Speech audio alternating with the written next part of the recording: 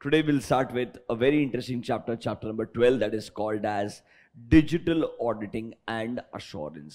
जानबूझ के पहले वो चैप्टर पिक कर रहा हूं जो एक्चुअली में कंपैरेटिवली काफी नया है. मतलब जो आपका ओल्ड सिलेबस में एक चैप्टर था audit in an automated environment, उसका एक तरीके से एक नया वर्जन है जहां पर थोड़ा सा फोकस अभी बिजनेस के ऑटोमेटेड एनवायरनमेंट से शिफ्ट करके ऑडिटिंग को कैसे आप डिजिटली परफॉर्म कर सकते हो, कैसे ऑडिटर थोड़े से आईटी टूल्स का इस्तेमाल कर सकता है, उस थॉट प्रोसेस से इस चैप्टर नंबर 12 को बनाया है. मतलब मान के चलिए ये audit in an automated environment वाला ही चैप्टर है, बट इस बार special emphasis, special focus auditor side पे किया गया है. आज तक हमेशा बात करते थे IT environment in the company. Now they will talk about the IT environment in company as well as how auditor will deal with दो सिनेरियोस. वो एस्पेक्ट्स को चैप्टर नंबर 12 में बताएगा. काफी वास्ट चैप्टर है कंपैरेटिवली, बट इन्होंने क्या किया है, बहुत सारे आपके ईआईएस के कॉन्सेप्ट्स को एज इट इज उठा के इंक्लूड कर दिया है. What is artificial intelligence, what is blockchain, what is internet of things, IoT क्या होता है, रोबोटिक प्रोसेस ऑटोमेशन क्या होता है. आपके पास में यहाँ पे बीपीए था, बिजनेस प्रोसेस ऑटोमेशन, यहाँ पर आरबीए करके है. मतलब कैसे वो छोटी छोटी चीजें थोड़ी बहुत बदल गई है, उन्होंने वो बताने का ट्राई किया है चैप्टर नंबर 12 के अंदर. तो थोड़ा सा इंटरेस्टिंग चैप्टर है, थोड़ा टाइम ज्यादा स्पेंड करेंगे बिकॉज कुछ चीजें इसकी आपके डेफिनेटली करियर के अंदर भी काम में आएगी आने वाले टाइम के अंदर. कुछ फ्यूचरिस्टिक एस्पेक्ट्स को मेंशन किया गया है, ऑब्वियसली थियोरेटिकली मेंशन किया है. मतलब उनका आज की तारीख में प्रैक्टिकल रेलेवेंस भी कम है, बट स्टिल वो एक आपको बढ़िया ओवरव्यू देना चाहता है दैट कैसे आईटी की वजह से ऑडिट करने का जो मैकेनिज्म है उसके अंदर हम कुछ बदलाव एक्सपीरियंस करेंगे आने वाले 5 से 10 साल के अंदर. उस थॉट प्रोसेस से चैप्टर नंबर 12 को बनाया है. Just one second. I'll mention the online students that chat is disabled. Just one second.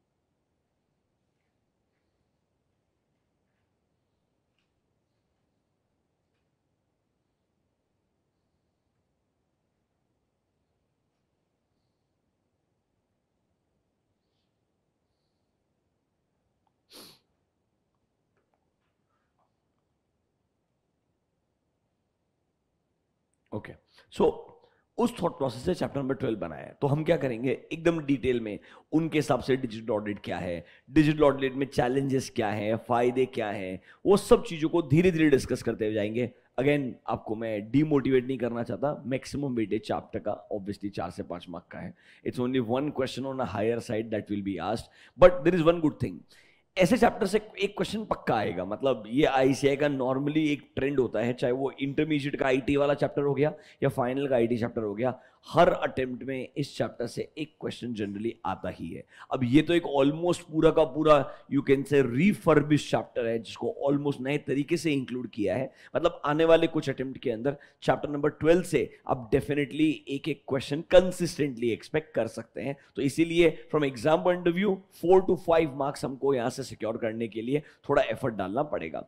First time पढ़ रहे हैं इसलिए मे बी मल्टीपल लेक्चर्स लगेंगे. जब आप रिविजन करने के लिए जाएंगे I definitely give you a list of important questions. उतना भी आपने किया तो आपके लिए सफिशिएंट होगा. Let's start with what is digital auditing and what is digital auditing assurance. अब देखो, अनफॉर्चुनेटली एक चीज रिपीटेशन है. मॉड्यूल के अंदर पहले डिजिटल ऑडिट क्या बताएगा, उसके फीचर्स बताएगा, उसके एडवांटेजेस बताएगा, फिर ऑडिटिंग डिजिटली भी बताएगा वापस से, उसके फीचर्स बताएगा, उसके एडवांटेजेस बताएगा.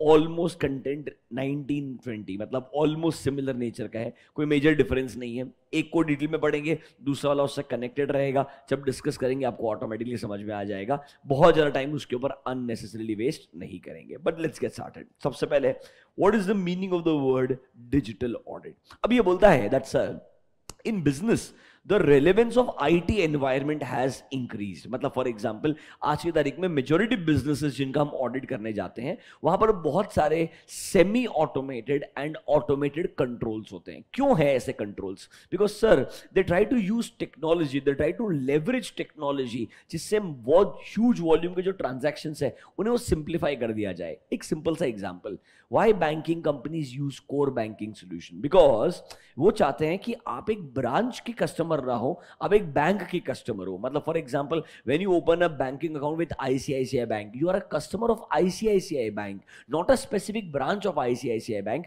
क्योंकि आप आज की तारीख में चाहते हो कि मैं अगर आईसीआईसीआई बैंक का कस्टमर हूं, मैं राजस्थान से बैंकिंग सर्विसेज यूज करूं, महाराष्ट्र से यूज करूं, कर्नाटका से यूज करूं, मुझे कोई प्रॉब्लम नहीं होनी चाहिए। मैं कंप्लीटली इनडिफरेंट रहना चाहिए, रादर मुझे सिमिलर नेचर ऑफ सर्विस कहीं से भी मिलना चाहिए। रादर उल्टा, even if I don't go to a branch, मेरे को सिमिलर नेचर ऑफ सर्विसेज आज मोबाइल बैंकिंग से मिलना चाहिए, फोन बैंकिंग से मिलना चाहिए। That is the expectation. तो can I say core banking solution ने क्या कर दिया, जो बैंक्स एकदम डिसेंट्रलाइज थे उनको सेंट्रलाइज बना दिया। मतलब बेसिकली आपका जो एक तरीके से डेटाबेस मैनेजमेंट सिस्टम है वो पूरा का पूरा सेंट्रल लेवल पे हो गया। लाइक फॉर एग्जांपल अगर आप आज आईसीआईसीआई बैंक के ब्रांच में जाकर के कोई ट्रांजैक्शन एग्जीक्यूट करते हैं, कैश डिपॉजिट करते हैं, कैश विड्रॉ करते हैं, आपके लेजर्स को इमीडिएटली हिट होता है। अगर आप किसी दूसरे कस्टमर को जो भी आईसीआईसीआई बैंक का ब्रांच का ही, लेट्स से आईसीआईसीआई बैंक का ही कस्टमर है, उसको कोई चेक इशू करते हैं, आपके अकाउंट से पैसा इमीडिएटली डेबिट होगा, उसके अकाउंट में पैसा इमीडिएटली क्रेडिट होगा। Now obviously you have UPI based payments also. तो मतलब ये सब चीजें और रिजॉल्व हो चुकी है। But in a business use of IT indirectly day by day बढ़ते जा रहा है। अब सोचिए मेरे इतने सारे कस्टमर्स है बैंकिंग कंपनी के हिसाब से, तो कैन आई से हर कस्टमर को मुझे सेविंग्स अकाउंट में इंटरेस्ट पे करना होगा? कैन आई से एक एक इंटरेस्ट कैलकुलेशन करने का जरूरत नहीं है। My CBS can pass system generated entries automatically. वो क्या करेगा, क्वार्टर एंड पे, मंथ एंड पे, जैसा भी आपका इंटरेस्ट कैलकुलेशन का मैकेनिज्म रहेगा, एक एल्गोरिथम रहेगा सिस्टम में, वो आपका इंटरेस्ट कैलकुलेट करता है और आपके अकाउंट को ऑटोमेटिकली, लेट्स से क्वार्टरली है, क्वार्टर खत्म होगा, लास्ट डे या नेक्स्ट क्वार्टर का फर्स्ट डे, ऑटोमेटिकली मॉर्निंग में आपके अकाउंट में इंटरेस्ट क्रेडिट कर दिया जाएगा। सिमिलरली इंटरेस्ट डेबिट करने का मैकेनिज्म भी सिस्टम जनरेटेड हो गया है। तो इन सिंपल टर्म्स अगर बिजनेस के अंदर ऑटोमेशन का रेलेवेंस बढ़ गया है, तो जब ऑडिटर ऑडिट करने के लिए जाएगा, अब वो ये नहीं बोल सकता ना मैं तो एक एक इंटरेस्ट की एंट्री को मैन्युअली चेक करूंगा। जब कंपनी ने एंट्रीज का एग्जीक्यूशन ही सिस्टम के थ्रू किया है, आप उसका चेकिंग मैन्युअली नहीं कर सकते हो। ये तो वो बात हो गया जब आज के 7-8 साल पहले हम audit in an automated environment पढ़ाते थे, उसका नाम था audit in an EDP environment. EDP is called as electronic data processing. जब पहली बार लोगों ने बोला डेटा को इलेक्ट्रॉनिकली प्रोसेस करते हैं, तो आपको कंप्यूटर आता है या नहीं आता है, आपके पास दो अप्रोच है। तो उन्होंने पहले क्या अप्रोच दिए थे, अज्यूम करो कंपनी ने टैली का इस्तेमाल किया है या कोई भी ईआरपी का इस्तेमाल किया है, टैली भी ईआरपी है वैसे टेक्निकली, बट कोई भी ईआरपी का इस्तेमाल किया है, आपको ईआरपी नहीं आता, तो कंपनी को बोलो ईआरपी से बुक्स ऑफ अकाउंट्स का प्रिंट आउट निकाल ले। मैं तो ऑडिट प्रिंट आउट का ही करूंगा, जैसे मैं फिजिकल बुक्स ऑफ अकाउंट्स का करता हूं ना, तुमने basically books of accounts electronically maintain किया होगा, but I can't understand computer as auditor. Do you get my point? तो आप नॉर्मल प्रिंट आउट निकाल करके ऑडिट कर सकते हो। It is called as auditing around the computer. मतलब आपको कंप्यूटर नहीं समझता है, आप क्या करोगे, सिंपल प्रिंट आउट निकालोगे, जैसे नॉर्मल ऑडिट होता है वैसा करोगे, भले उसके उधर ऑटोमेटेड कंट्रोल्स रहेंगे, आप तो अज्यूम करोगे सारे कंट्रोल्स मैनुअल है, वो अजम्पशन के साथ आप ऑडिटिंग करोगे। That was auditing around the computer. Black box white box approach हुआ करता था, फिर उन्होंने बोला नहीं नहीं आपको कंप्यूटर समझना जरूरी है। Then the concept came auditing through the computer. That means एक कॉन्सेप्ट है CAAT, computer assisted audit techniques, कि अब आपको ईआरपी समझना पड़ेगा, ईआरपी को टेस्ट करना पड़ेगा, फिर जाके आपका नॉर्मल ऑडिट प्रोसीजर आएगा। हम मतलब वहां से अभी 8 साल आगे आ चुके हैं बुक्स के हिसाब से, समझ रहे हो। रियलिटी में तो हम ऑलमोस्ट मतलब 15 साल अहेड हैं। 2008 के जमाने के अंदर जब मैं आर्टिकलशिप कर रहा था, तब भी कंपनीज ईआरपी यूज करते थे लाइक एसएपीज एंड ऑल, और आप लोग एसएपी का टेस्टिंग करते थे, आप सिस्टम को समझते थे, सिस्टम को टेस्ट करते थे, फिर नॉर्मल ऑडिट परफॉर्म किया जाता था। ये वही बोल रहा है, in the digital world as a auditor आप भी आईटी को लेवरेज कर सकते हो। You can also use IT tools in your benefit, जिससे ऑडिट का क्वालिटी इंप्रूव होगा, ऑडिट कम टाइम में बढ़िया से कंप्लीट किया जाएगा। जो ह्यूज वॉल्यूम ऑफ ट्रांजैक्शंस है, उसमें एक्सेप्शनल ट्रांजैक्शन क्या है वो मैन्युअली ढूंढने के बजाय सिस्टम को बोलोगे इसमें एक्सेप्शनल क्या है वो ढूंढ के दीजिए आइडियली। जैसे एक सिंपल सा एग्जांपल बोलता हूं, हम लोग जेवी टेस्टिंग करते हैं, journal voucher testing.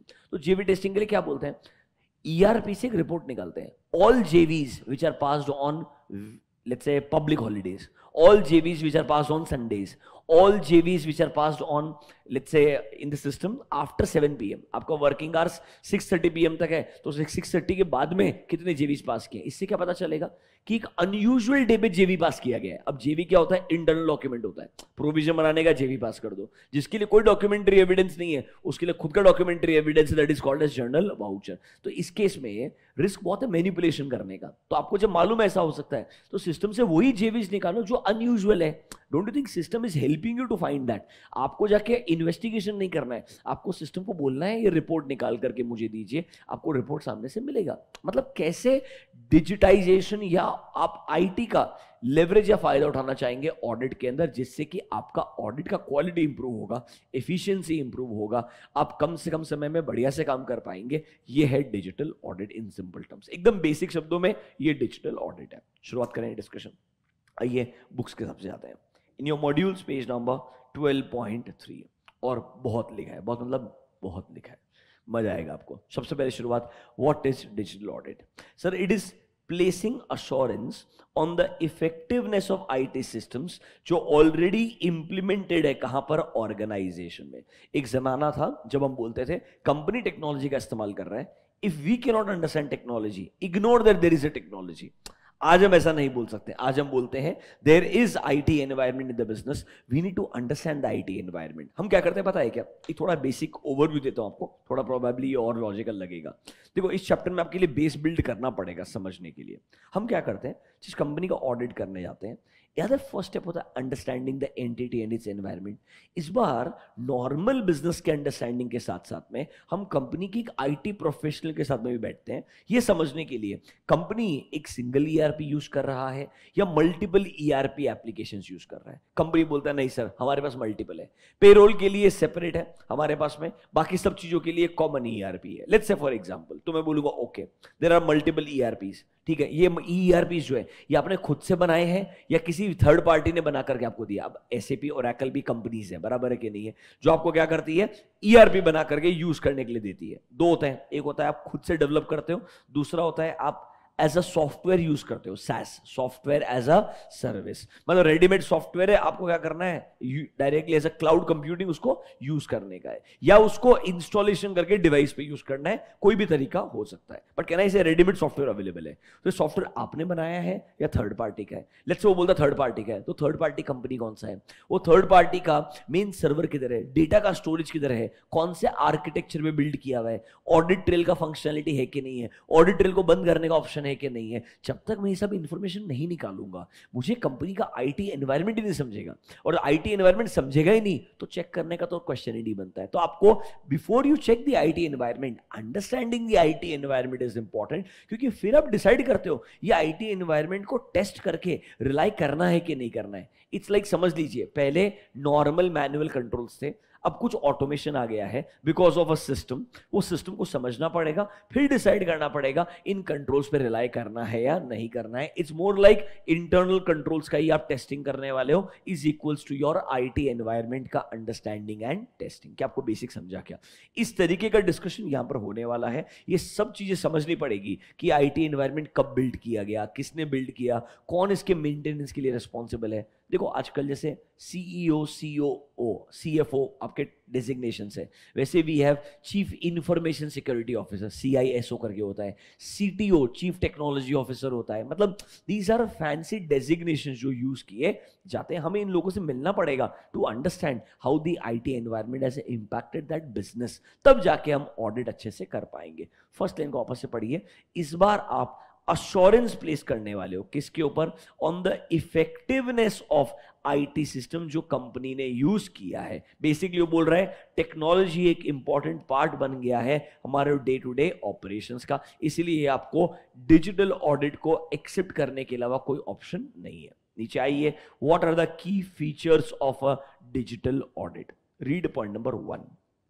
Digital audit encourage करता है to embrace technology in the best possible manner and provide confidence to the auditee to stay updated in a constantly evolving environment. Basically आपका business environment बदलते जाएगा, आप technology के हिसाब से बदलाव को एक्सेप्ट कर सकते हो, कोई दिक्कत वाला बात नहीं है. ये वो सिनेरियोज है जहां पर आपका क्लाइंट और आपका ऑडिटर दोनों ही एक्चुअली एक्सेप्टेबल हो गए हैं that there is going to be a change in technology. दोनों इसको एक्नॉलेज करना चाहते हैं, दोनों अपनी रिस्पॉन्सिबिलिटीज को उस पूरे दायरे में रह करके फुलफिल करना चाहते हैं. देखिए, अ digital audit will also improve your quality of opinion. It will save lot of time.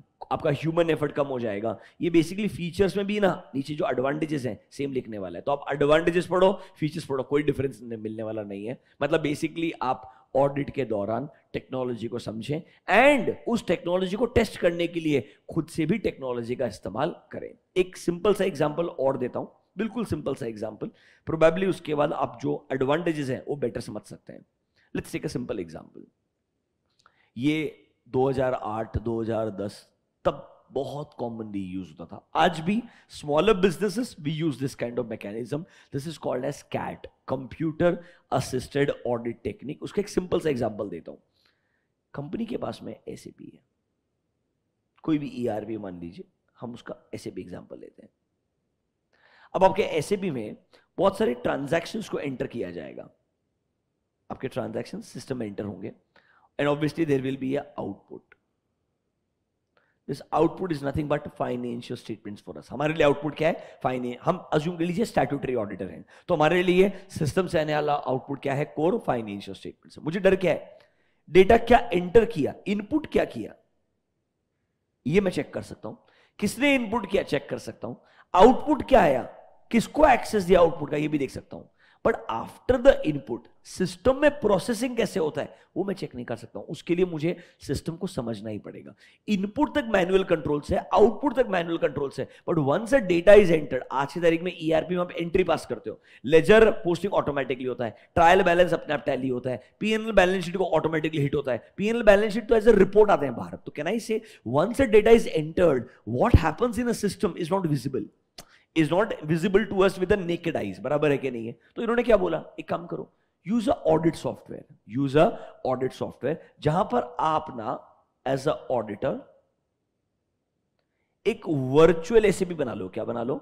Virtual SAP. Assume कर लीजिए ये एक ऑडिटर ने सिमिलर नेचर का ईआरपी खुद के हिसाब से बनवाया है. अब इस ईआरपी के अंदर जो भी एक क्लाइंट का डेटा था पूरा का पूरा, इस सेम इनपुट को इधर लेके आ जाओ. मतलब सेम डेटा जो क्लाइंट का था उसको मैं ड्रैग एंड ड्रॉप करके मेरे सिस्टम में पास ऑन करता हूं. क्या नहीं से इसके बाद भी मुझे आउटपुट आएगा. टेक्निकली इस आउटपुट और इस आउटपुट में कोई डिफरेंस आना ही नहीं चाहिए, क्योंकि अगर डिफरेंस आता है तो दोनों के प्रोसेसिंग में डिफरेंस है. और ऑब्वियसली आपने अपना सॉफ्टवेयर खुद के हिसाब से बनवाया है, आपको मालूम है सही तरीके से प्रोसेसिंग क्या होगा. आपने अपने खुद के ऑडिट सॉफ्टवेयर को तो मल्टीपल टाइम टेस्ट किया होगा. अगर मेरे को लगता है इधर के परचेस की आउटपुट अलग आती है, इधर के परचेस ट्रांजैक्शन जो सेम ट्रांजैक्शन है आउटपुट कुछ अलग आता है, मतलब कहना है इसे प्रोसेसिंग में कुछ एरर्स हैं आइडियली. मतलब मैं क्या कर रहा हूं, मेरे खुद के सिस्टम को यूज कर रहा हूं, उनके डेटा को यूज कर रहा हूं एंड दोनों के आउटपुट को कंपेयर कर रहा हूं. कहना इसे सारे ट्रांजैक्शंस को इंडिविजुअली चेक करने के बजाय आई can use a dump of transaction together, drag and drop करके. ना ये तो बहुत आज की तारीख में ऐसे टूल्स मेरे को ना एज अ सैस मिलते हैं. ऑडिट कमांड लैंग्वेज हो गया, मतलब टैब्लो हो गया, these are data analytics tools.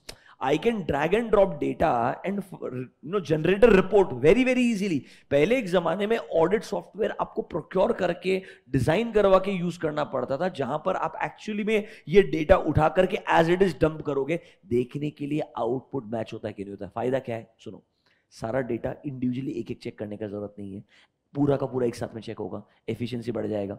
Manually check करने के लिए जाओगे कुछ एक आध मिस कर सकते हो, सैम्पलिंग लगाने जाओगे कुछ गलती हो सकती है. कहना इसे up to some extent sampling पे डिपेंडेंसी कम हो जाएगा, up to some extent audit का क्वालिटी इंप्रूव हो जाएगा, थोड़ा फास्ट आपका एग्जीक्यूशन हो जाएगा, और जो एक्सेप्शंस है वो जल्दी मिल जाएंगे. डिफरेंस जो मिलेगा, किस अकाउंट में डिफरेंस है पता चलेगा, और वो डिफरेंस के ऊपर ही आप ज्यादा फोकस कर पाओगे. Don't you think it will help you to actually focus on more important areas rather than focusing on all normal transactions. मतलब ये क्लासिक एग्जांपल है कैसे टेक्नोलॉजी ऑडिटर को एक तरीके से लेवरेज देगा, एक तरीके से एक एडेड एडवांटेज देगा, जिससे उसका ऑडिट करने का मैकेनिज्म्स और सिंप्लीफाई हो जाएंगे. एक सिंपल सा तरीका है, इसमें एक तरीका और भी था। अब ऑडिट सॉफ्टवेयर हर ऑडिट फर्म अफोर्ड नहीं कर पाता था, एक्सपेंसिव मैकेनिज्म था, तो उन्होंने क्या बोला, ठीक है काम करो, ये मत करो, यूज डमी डेटा। क्या यूज करो? Dummy data. आप क्या करो, डमी एंट्रीज बनाओ। डमी एंट्रीज बोलो तो डमी परचेस के एंट्रीज, आर्टिकल है ना, आर्टिकल को बोलो परचेस के एंट्रीज बनाने हैं, सेल के एंट्रीज बना, ये डमी डेटा को उठा करके इसमें डाल दो। अब सुनो, आप अपने एसएपी को 2 प्लांट में डिवाइड कर दो, plant 1 plant 2। Plant 1 is the actual plant जहां पे एक्चुअली आपके सारे ऑपरेशंस के ट्रांजैक्शंस है, ये लॉजिकल है, इसका आउटपुट आएगा आपके पास में।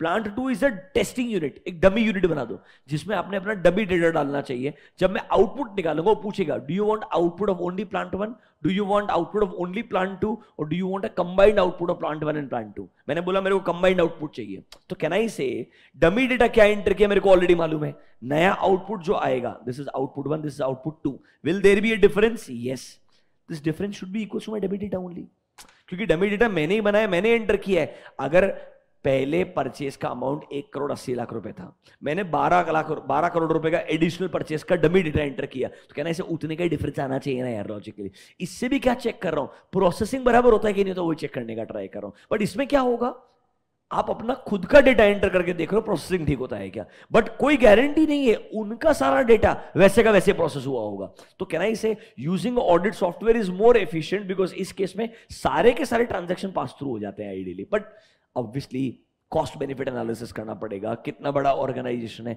कितना फीस मिल रहा है उस, ये कैट का क्लासिक एग्जांपल है, कैसे कंप्यूटर ऑडिटर को असिस्ट करता है ऑडिट अच्छे से परफॉर्म करने के लिए। Simple possible examples of digital audit, इससे हमारा ओवरऑल ऑडिट क्वालिटी इंप्रूव होगा, एफिशिएंसी बेहतर होगा। यही एडवांटेजेस हैं, यही फीचर्स है जो आपको पढ़ाए जाएंगे। आइए नेक्स्ट पेज के ऊपर, ये आपके सिलेबस में नहीं है, आपको सिर्फ समझाने के लिए बताया मैंने।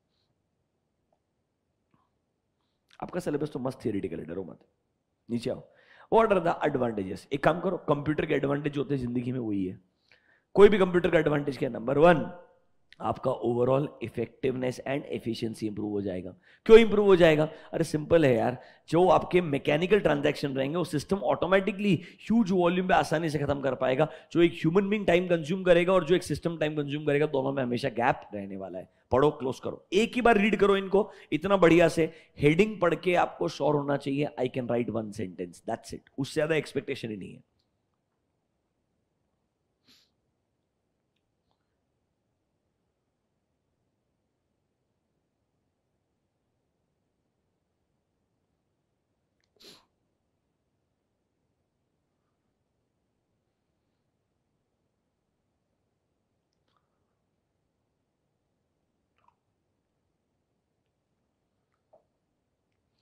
स्टैंडर्डाइज कर देंगे ऑब्वियसली तो चीजें कंपैरेटिवली फास्टर हो जाएगी। Number 2, better audit quality.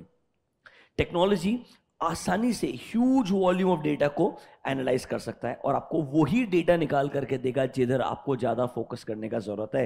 This will assist auditor in determining the areas that require more testing, क्योंकि ये एक्सेप्शंस की रिपोर्ट्स को ऑटोमेटिकली जनरेट करके देगा, जिससे आप आसानी से उस डेटा को ज्यादा चेक करेंगे जहां पर ज्यादा प्रॉब्लम होने के चांसेस हैं। तो कहना इसे ओवरऑल ऑडिट रिस्क भी कम हो जाएगा। What was audit risk? शायद कुछ मिसस्टेटमेंट्स में ढूंढ नहीं पाऊंगा जिसकी वजह से मेरा ओपिनियन गलत हो जाएगा, तो इससे वो सारे एरियाज जहां मिसस्टेटमेंट हो सकते हैं वो आपके सामने आ जाएंगे ताकि आप उनको डिटेल में चेक कर सकते हो। So overall your audit risk will also come down. यही आपका पॉइंट नंबर 2 बोलता है, आपका ऑडिट क्वालिटी बेटर हो जाएगा। ऑब्वियसली जब ह्यूज वॉल्यूम पे जाऊंगा तो मेरे लिए कॉस्ट कंपोनेंट भी कम हो जाएगा। Just imagine SBI bank audit है, central statutory auditor of SBI bank, obviously joint auditor होते हैं क्योंकि इम्पॉसिबल है इतने वॉल्यूम पे खेलना।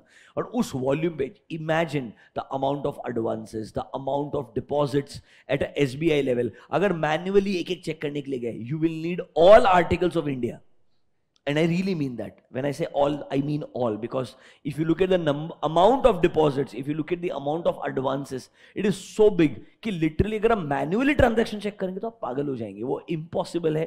Human being का involvement इतना बढ़ जाएगा and probability of human error will also go very very high। तो obviously ये impossible है।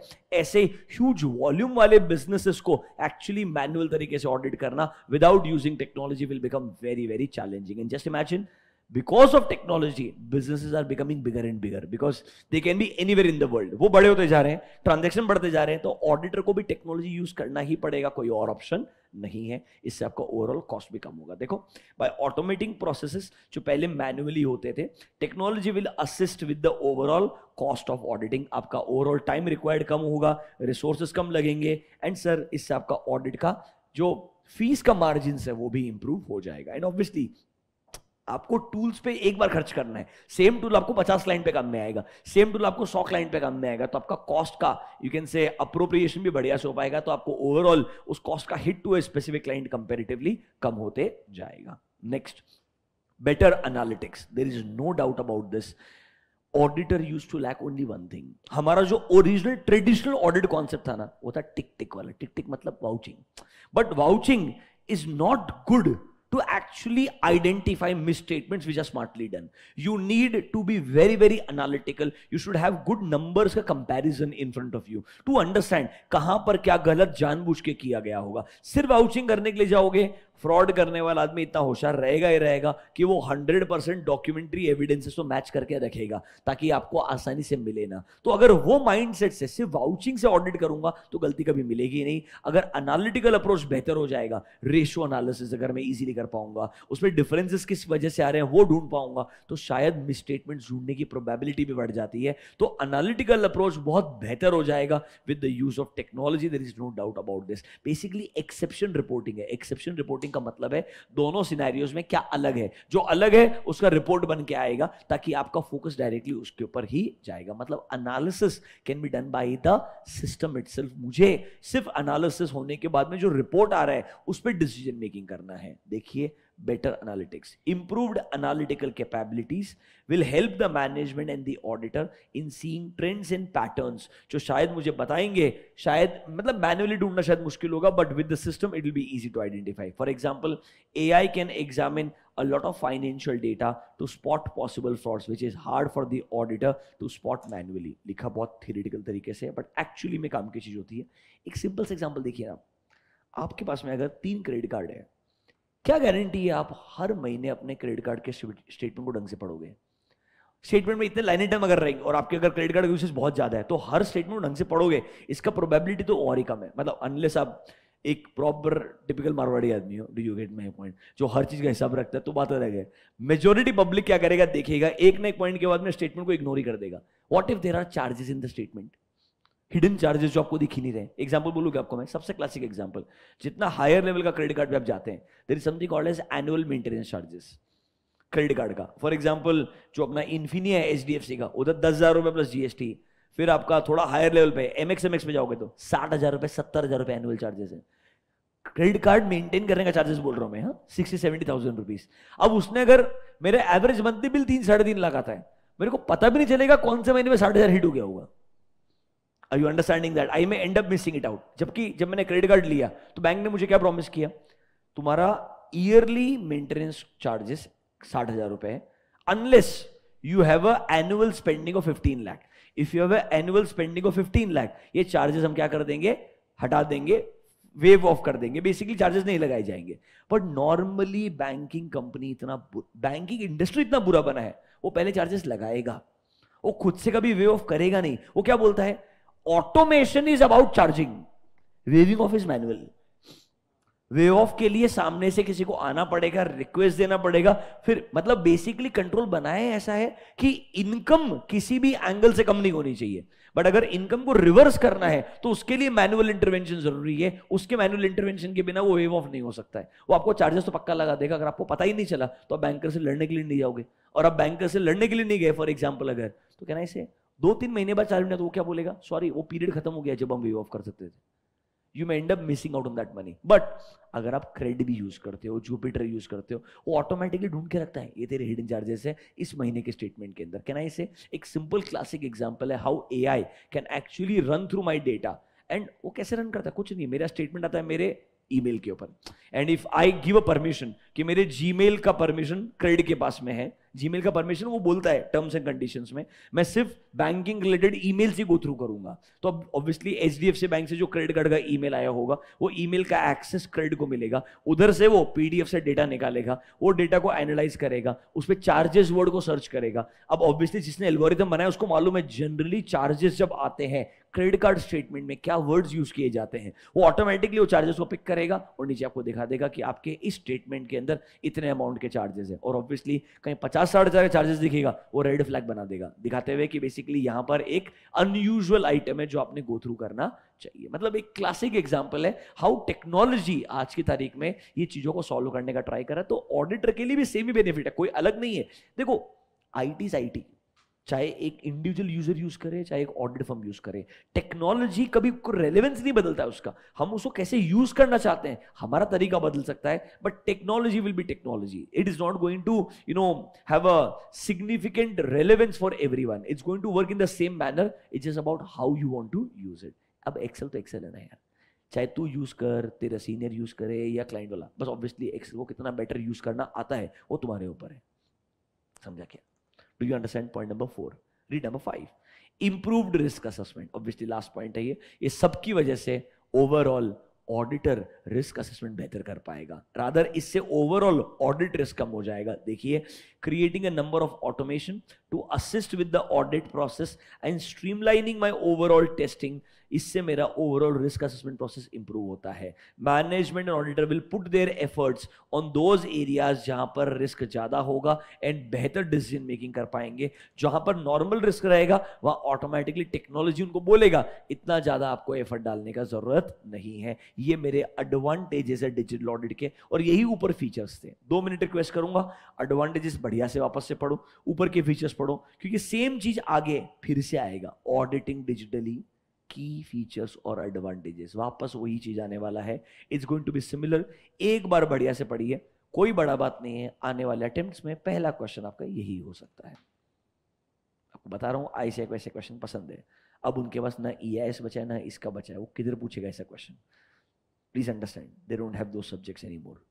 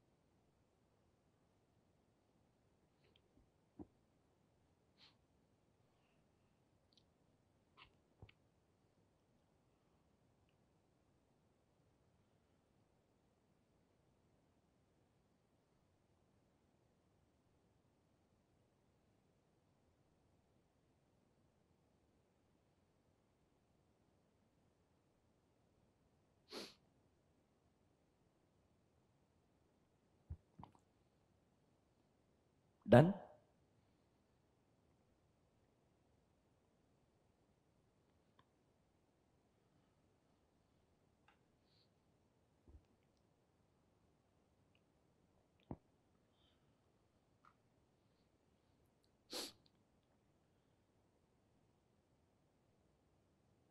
अब सेम चीज अगले पेज पे आइए एक बार पहले। ऑडिटिंग डिजिटली, पेज नंबर 12.5, क्योंकि सिमिलर नेचर का है, एक बार सेम चीज को पहले पढ़ के क्लोज करते हैं, then will go to the new concept. देखो, व्हाट इज ऑडिटिंग डिजिटली? आप डिजिटल ऑडिट बोल दो या आप ऑडिट डिजिटली परफॉर्म करते हो, सेम ही चीज है। First statement will give you the same definition.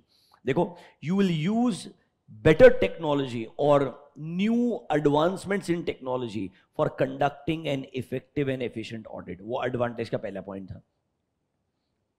Advantage का point number 1, audit will be effective and efficient. इसके लिए तो टेक्नोलॉजी, अरे पूरी दुनिया में कोई भी टेक्नोलॉजी क्यों यूज करता है? बेटर इफिशियंसी इन इफेक्टिवनेस, चाहे वो ऑडिटर हो या कोई भी हो, क्या फर्क पड़ने वाला है। With a growingly rapidly growing IT environment, it is essential कि हम टेक्नोलॉजी को अडॉप्ट करें ऑडिटिंग प्रैक्टिसेस के अंदर भी। सर इसका फायदा क्या होने वाला है, what is the advantage? Read number 1, heading number 1, हमारा ऑडिट का क्वालिटी ओवरऑल क्या हो जाएगा, इंप्रूव हो जाएगा। अरे क्योंकि सिंपल है, सेम मैकेनिकल नेचर का काम सिस्टम कर सकता है, मुझे खुद करने का जरूरत नहीं होगा। इससे मेरा जो इंपॉर्टेंट टाइम है वो फ्री हो जाएगा, I can use it in better area, so overall my quality is going to improve. देखो the impact of quality is evident. जब भी कभी कोई ऑटोमेशन यूज किया जाता है, डेटा एनालिटिक्स यूज किया जाता है, हम आसानी से सैंपल ऑडिटिंग से कंप्लीट पॉपुलेशन को टेस्ट कर पाएंगे। इससे सर ऑडिट टीम के लिए एडिशनल टाइम मिलेगा, जिससे वो इंफॉर्मेशन को बेटर एनालाइज करके बेटर डिसीजन मेकिंग कर पाएंगे। इट्स दैट कि हम एक एक, just imagine no 1000 line item है, आपको बोला मैन्युअली एक एक लाइन आइटम गो थ्रू कर, इसके बजाय सिस्टम को बोला these are 1000 line items go through them. Exceptions जो है, एक्सेप्शन ऐसे ऐसे रहेंगे, ये मेरे को निकाल करके दे, वो 1000 में से एक्सेप्शन निकाल के 12 लाइन आइटम दे दिया, तो बेटर फोकस तो 12 पे कर पाएगा rather than devoting time on entire 1000 line item. That is the major advantage of using technology. Number 2, आपका ह्यूमन बींग्स पे डिपेंडेंसी क्या हो जाएगा, कम हो जाएगा। अब ये एडवांटेज भी है और डिसएडवांटेज भी है, इससे आपका अनएम्प्लॉयमेंट बढ़ जाएगा। मतलब आप देखिए ना आज की तारीख में, अब आप रीसेंट टाइम में नोटिस कर रहे हो कि नहीं कर रहे हो, more and more you can say negatives of AI are coming out, okay, how people are using AI in a negative manner, चाहे वो किसी एक पर्सन का इमेज खराब करना होगा, चाहे ये पर्टिकुलर, मतलब चाहे किसी भी तरीके से हो, इन सिंपल टर्म्स कैसे लोगों को साइकोलॉजिकली या किसी न किसी तरीके से नेगेटिव इंपैक्ट पहुंचाना होगा, उसके लिए ज्यादा यूज किया जा रहा है। आप नोटिस कीजिए ना, आजकल ऐसा आपके इंस्टाग्राम वगैरह पे अगर एआई के एड्स आते हैं, वो क्या बोलते हैं, ये आपका नॉर्मल फोटोग्राफ है, हम आपको लिंक्डइन के लिए फोटोग्राफ एक सिंगल क्लिक में बना करके देंगे, basically will make you look like a different person all together, it looks like you work in a consulting of New York, ऐसा फोटो बना के दे देंगे आपको from a ordinary picture. It's basically artificial intelligence, it is not the reality. The problem is there will be new AI tools to identify how you have used AI tools. Obviously मतलब तुम समझ रहे हो क्या मेरा बात, तुमने तुम्हारा सीवी बनाया चैट जीपीटी के थ्रू, do you get my point? I should also have a mechanism to identify इसमें से कितना कंटेंट ओरिजिनल और कितना चैट जीपीटी से है। प्लेगैरिज्म क्या था कॉन्सेप्ट, एक जमाने में प्लेगैरिज्म क्या बोलते थे, प्लेगैरिज्म सॉफ्टवेयर का मतलब था, मैंने एक क्लास में 1000 बच्चे हैं, उनको बोला एक लेट्स से रिसर्च पेपर लिखो, अब वो लोग कॉपी करके लेके आए, तो कौन कहां से कॉपी करके लेके आया है, there used to be tool, उसके अंदर हम वो आपका कंटेंट रन करते थे और वो बोलता था प्लेगैरिज्म सॉफ्टवेयर ने पकड़ लिया है कि आपका कंटेंट कॉपी पेस्ट है। वो कहां से कॉपी पेस्ट होगा, गूगल से होगा, या आपके ही 2-3 लोगों का कंटेंट सेम मैच होता होगा, बराबर है कि नहीं है। पहले हम इतना 1000 लेवल पे अप्लाई कर रहे थे, अब हम ग्लोबल लेवल पे आ गए हैं। तो टेक्नोलॉजिकल लेवरेजिंग ही और कुछ भी नहीं है। अब हमको बेटर टूल्स लगेंगे कि कहां कहां आपने चैट जीपीटी यूज किया वो भी हम डिटेक्ट कर पाए। तो I am just trying to say there is no ending to this.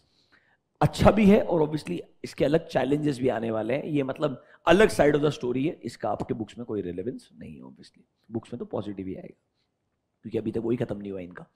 Number 3, आपका ट्रांसपेरेंसी इंप्रूव हो जाएगा। देखो with technological advancements transparency has been increase, new ERPs and tools have marked the word audit trail feature. इससे हमको clearly पता चलेगा कौन से ट्रांजैक्शन में कब बदलाव लाया गया था, किसने बदलाव लेकर के आया, एक ट्रेल विजिबल होगा, it will trace a transaction from start to end. For example ये मैनेजमेंट ऑडिटर को हेल्प करेगा, date on which changes are made, who made the changes, what changes have been made, all these details will be captured by the system and can be useful when you are performing the audit। ये audit trail की वजह से overall transaction का tracing and checking क्या हो जाएगा, easy हो जाएगा। ये same advantages ऊपर वाले advantages जैसे ही हैं, कुछ अलग नहीं है। I think quality वाला point तो मैच होता है, एफिशिएंसी वाला पॉइंट मैच होता है, ट्रांसपेरेंसी वहां पे अलग था जो यहां पर नहीं है। मैं बोलूंगा इसको मार्क कीजिएगा, advantage of digital audit, this will be a better answer for you. चाहे वो ऑडिटिंग डिजिटली के एडवांटेजेस पूछ ले या डिजिटल ऑडिट के एडवांटेजेस पूछ ले, ये आंसर आपने लिख देना चाहिए। This is your first specific question that can be asked from this chapter. क्या आपको डिजिटली ऑडिटिंग का मीनिंग एंड बेसिक एडवांटेजेस समझे क्या? अगले पेज पे आइए, देखिए पॉइंट सारे मैच होते हैं। Improved efficiency as it is है, better risk assessment as it is है, and obviously overall comparatively easy हो जाएगा, ऑडिट क्वालिटी इंप्रूव कर देगा। मतलब ये बचे हुए 3 पॉइंट तो एज इट इज ऊपर के पॉइंट से मैच होते हैं, कुछ अलग नहीं है। ट्रांसपेरेंसी वाला पॉइंट जरूर थोड़ा सा अलग था comparatively. This was a little bit more specific point.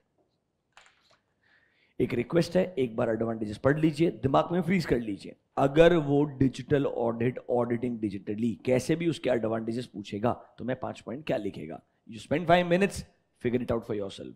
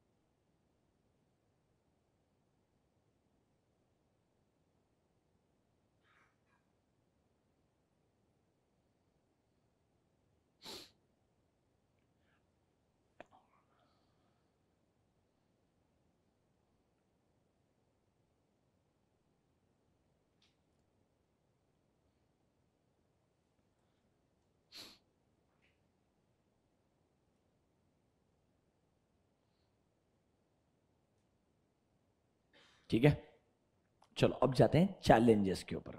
Page number 12.4. And honestly author is not clear कि चैलेंजेस क्या है. मैं आपको बोलता हूं चैलेंजेस क्या है, बट इनके सबसे पहले पढ़ लेते हैं. Number 1, know what benefits the organisation wants to achieve. Obviously basically बोलता है, ये पता क्या बोलने का ट्राई कर रहा है, एक बेस दिमाग में बनाओ. एक आपको ईआईएस में कॉन्सेप्ट पढ़ाया था, बीपीए, बिजनेस प्रोसेस ऑटोमेशन. यहां पे अज्यूम कर लो ये बिजनेस प्रोसेस ऑडिट है, अब इसके आगे ऑटोमेशन ऐड कर रहे हैं. मतलब पहले पूरा बिजनेस प्रोसेस मैन्युअली परफॉर्म होता था, पहले पूरा ऑडिट मैन्युअली परफॉर्म होता था. अब आप इस प्रोसेस में कुछ चीजों को ऑटोमेट करना चाहेंगे. ऑटोमेट करना चाहेंगे मतलब मैन्युअली डिसीजन मेकिंग कम करना चाहेंगे. मतलब हम चाहेंगे सिस्टम यहां पर क्या लेगा, डिसीजन लेगा. वैसे ही पहले सब कुछ ऑडिट में मैन्युअली होता था, अब हम चाहते हैं कुछ चीजों के लिए हम भी ऑटोमेशन लाएं, मतलब टेक्नोलॉजी को इन्वॉल्व करें, ताकि ऑडिटिंग के अंदर भी जो डे टू डे बेस में पूरा मैनुअल इंटरवेंशन हो क्या होते जाए, कम होते जाए. This is called as auditing के अंदर ऑटोमेशन. दोनों वर्ड्स क्लियर है क्या? पहले हम बिजनेसेस के बारे में बात करते थे, इधर हम बात कर रहे हैं यही बिजनेस प्रोसेस. मान लो ऑडिट है, you are a auditing organisation, आप कैसे ऑटोमेशन को. अब ऑब्वियसली जब हम बीपीए लगाते थे, पहला पॉइंट क्या था, वाई बीपीए. हमें बीपीए क्यों ही चाहिए, फायदा क्या है बीपीए का. तो जब मैं ऑडिट के अंदर भी बात करूंगा, why do you need technology, क्योंकि सर पहले 100 ट्रांजैक्शन थे, आज 1 लाख ट्रांजैक्शन है. 100 ट्रांजैक्शन चेक करना मैन्युअली पॉसिबल था, 1 लाख चेक करना पॉसिबल नहीं है. मतलब पहले आपको क्या बेनिफिट्स चाहिए, why do you need automation is the biggest question mark. तो जब तक आप ये कुछ चीजें जो नीचे लिखी हुई है, ये चीजें दिमाग में नहीं रखोगे तो आप चीजों को ऑटोमेट नहीं कर पाएंगे. अगर आप चाहते हैं डिजिटल ऑडिट परफॉर्म करना, तो पहले नॉर्मल ऑडिट में क्या प्रॉब्लम है, जिसको आप कैसे टेक्नोलॉजी से सॉल्व कर सकते हैं, इसका लिस्ट बनाइए, फिर सोचिए डिजिटल ऑडिट काम का है या नहीं है. मतलब before I think about digital audit, I should know why digital audit. That is why point number 1, challenge number 1 पढ़ के देखिए क्या बोलता है. What is your challenge number 1? You should know what benefit you want to achieve by automation. मतलब as a audit firm मुझे क्या फायदा मिलेगा ऑटोमेशन का, मुझे यह पता होना चाहिए. बाजू में लिखिए वाई ऑटोमेशन, एक वर्ड आपको याद रहेगा, वाई ऑटोमेशन. अब नंबर 2, क्योंकि आप जब ऑडिटिंग करने के लिए जाएंगे, you are going to deal with so many people at the same time. आपके ऑडिट के अंदर भी देखो, बिजनेस में बोल सकता हूं ह्यूमन इंटरवेंशन जितना कम होता कर दो. क्योंकि बिजनेस में क्या है, सेम प्रोडक्ट बनाने का है, असेंबली लाइन लगाओ, जितना ऑटोमेशन हो गया बढ़िया है। बट ऑडिट में ऐसा नहीं है। ऑडिट में एक्सपेक्टेशन, थोड़ा जजमेंट का इस्तेमाल होगा, आप बहुत सारे लोगों से डील करेंगे, टैक्टफुली आपको काम करना पड़ेगा। इसीलिए thinking about people is very very important. Point number 2, think people first, मतलब थिंक मोर अबाउट, पहला thought process is who all are involved, what will happen if there is going to be a change, will my audit team people will be able to accept change at all, क्या sir वो change को implement करना मुश्किल होगा। मतलब कभी भी ना ओवर एस्टिमेट करना चाहिए ना अंडर एस्टिमेट करना चाहिए कि भाई चेंजेस तो बहुत इजीली आ सकते हैं। हमेशा आपको बहुत रैशनल अप्रोच रखना चाहिए, बिकॉज आपके ऑडिट टीम में लोग हमेशा रहेंगे। आप पीपल को कंप्लीटली, ह्यूमन इंटरवेंशन ऑडिट में जीरो नहीं हो सकता है, ऑडिट में ह्यूमन इंटरवेंशन हमेशा रहेगा। रादर अब एक बात बोलता हूं, ये मेरा थॉट प्रोसेस है। इन ए कंट्री लाइक इंडिया, मेरे को ऐसा लगता है, अब लोगों ने ऐसा सोचा भी होगा, sir what about accounting, what about auditing, how AI will change it? Very less impact, at least for next 5 to 7 years। द रीजन बीइंग, सोचो ना, हमने हर चीज का प्रोसेस इतना कम्बरसम बना के रखा है। आप जीएसटी रिटर्न से देख लीजिए, आपका क्रेडिट अवेल करने का मैकेनिज्म देख लीजिए, आपके स्टेप बाय स्टेप अप्रोच देख लीजिए, इतना कम्बरसम बना के रखा है। आप टेक्नोलॉजी बनाते हो टू सिंप्लीफाई द प्रॉब्लम, आपने प्रोसेस को ऑलरेडी, मैं नेगेटिव नहीं बोल रहा हूं, इन जनरल इतना सिंप्लीफाई नहीं किया है। It is being made in such a manner कि आपको एक्चुअली ह्यूमन बीइंग लगने ही वाला है बार बार उस प्रोसेस को। भले ही मैं डेटा एनालिटिक्स से टूल चूज कर लूंगा, भले ही मैं ऑनलाइन ये काम कर लूंगा, मैं हो सकता है रिमोट ऑडिट कर लूं, घर से बैठ के ऑडिट कर लूं, बट इंसान तो ऑडिट करने के लिए लगने ही वाला है। इंसान तो इवन अकाउंटिंग का अप टू सम एक्सटेंट काम करने के लिए लगने वाला है।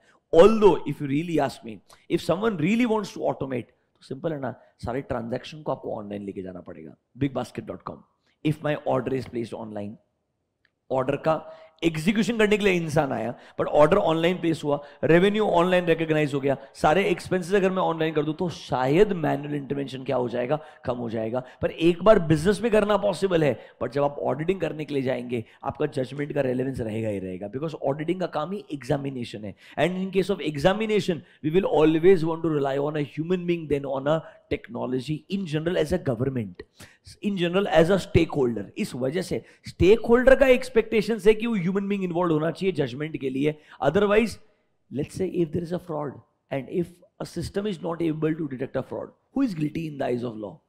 The one who created the system. Will you file a case against Oracle? वो क्या बोलेगा, भाई मैंने ईआरपी बनाया है, समझो, मैंने मेरा टूल बनाया है, यूज करना नहीं करना तेरे ऊपर है, तेरे को यूज करना नहीं आता, मेरी गलती थोड़ी है ideally. Technology manufacturer will never be held responsible for this. For accountability regarding accounting auditing, it will always be human based. That is why उसको जीरो कर देना कि ह्यूमन इंटरवेंशन खत्म हो जाएगा, इट्स वेरी टफ। अनफॉर्चुनेटली जो mechanism से accounting auditing work करता है, हमारे लिए फॉर्चुनेट भी है कि आपका रेलेवेंस बना रहेगा, आपका रेलेवेंस कभी भी खत्म नहीं होगा। You are understanding that? तो ये भी एक पॉजिटिव चीज है कि आपका रेलेवेंस एटलीस्ट कुछ इंडस्ट्रीज में हमेशा रहेगा, उतना थ्रेट नहीं होने वाला है। नेक्स्ट, हमेशा ऑटोमेशन के लिए सही प्रोसेस को टारगेट करो, इट इज इंपॉर्टेंट। अब रैंडमली उस प्रोसेस को ऑटोमेट मत करो जिससे कोई फायदा नहीं है, automate the right process. Next, automation is not a standalone solution. It should be part of a broader digitalization strategy. सिर्फ एक प्रोसेस को ऑटोमेट करने से ऑडिट बढ़िया नहीं हो जाएगा, आपको सोचना पड़ेगा अलग अलग टूल्स कब कब यूज करने वाले हैं, क्या क्या यूज करने वाले, कैसे ऑडिट को और सिंप्लीफाई करेंगे। ये एक बड़े स्ट्रेटेजी का छोटा सा पार्ट है। It's more like a small strategy in a bigger overall your strategic scenario. आप जब पूरा ऑडिटिंग को डिजिटल बनाना चाहते हैं, ऑटोमेशन उसमें से एक छोटा पार्ट रहेगा कुछ एरियाज के लिए। Ensure that process works. जो प्रोसेस आप ऑटोमेट करना चाहते हो ना, वो प्रोसेस एक्चुअली में काम करता है क्या, उसको स्टैंडर्डाइज किया जा सकता है क्या। देखो, bots do not easily adopt to process changes.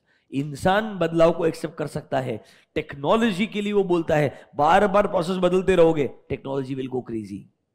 It is a fact. I will give you examples. आज भी बेसिक लेवल के प्रॉब्लम्स आते हैं। Recent time, air India 3 flight same airport से जा रहे हैं, समझ रहे हो मेरा बात, तीनों डिले हो गए हैं। तीनों लोगों को ऑटोमेटेड कॉल करना है, your flight is delayed. System ही करता है, कोई बैठ के कॉल नहीं करता है, आपको ऑटोमेटिक कॉल आता है where there is a computer generated voice where they tell you आपका फ्लाइट डिले हो गया है, समझ रहे हो।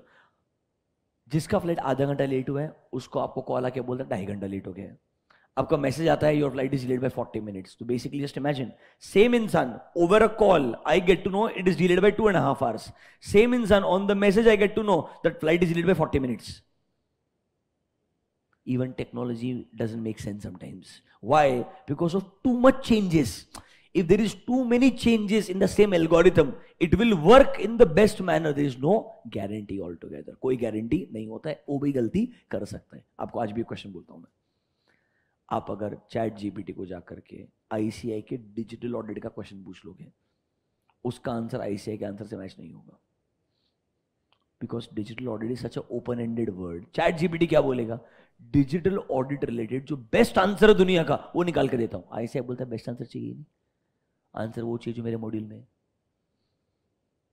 बात समझ में आया क्या? तेरा आंसर मैच होगा क्या? चांस ही नहीं है। तू ये, मैं कंफर्म बोलता हूं, मजाक नहीं कर रहा है, ये बहुत सारे लोगों ने ट्राई किया है, this is all there on social media, lot of people have tried. Matching the ICI answer is a challenge. It's like maybe once in 100 scenario it will match perfectly, otherwise 99% time, because ChatGPT is global, ICAI is also global, but still there can be a difference because expectation from a student is his answer should be local.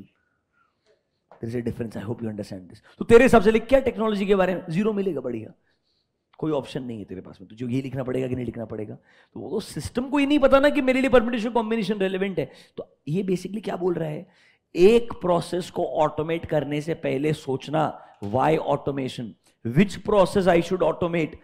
Sir automate करने के बाद में सिर्फ ये automation करके सब कुछ हो जाएगा, या automation is just one part of my overall strategy, ये सब सोचना, इसके बिना ऑटोमेशन में मत जाना। जब तक भाई प्रोसेस स्टैंडर्डाइज नहीं होता, ऑटोमेशन का सिंपल रूल पता है क्या है, सेम चीज 1000 बार रिपीट होने वाली है, 1000 से 10,000 बार रिपीट होने वाली है। If you are going to repeat the same thing multiple times, then only it make sense to automate, otherwise never automate. Automate का फायदा यही है, ये मैकेनिकल है, बार बार करना पड़ेगा, तो क्यों ना सिस्टम को बोल दिया जाए करने के लिए, तो शायद सिस्टम ये बेहतर तरीके से रिपीट कर पाएगा। That is the essence of automation. Last point, automation introduces new challenges for organization. Don't forget about governance and data security in the risk framework. Obviously, more and more data on the web, the bigger the risk for you. There is no doubt about this. ये challenges के बजाय मैं बोलूंगा indirectly आपको questions थे. Ask yourself these questions before automating anything in your auditing process.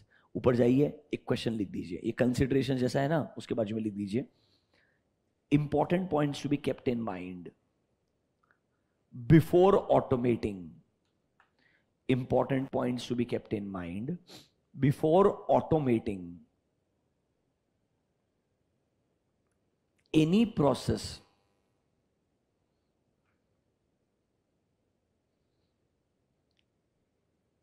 in auditing organization.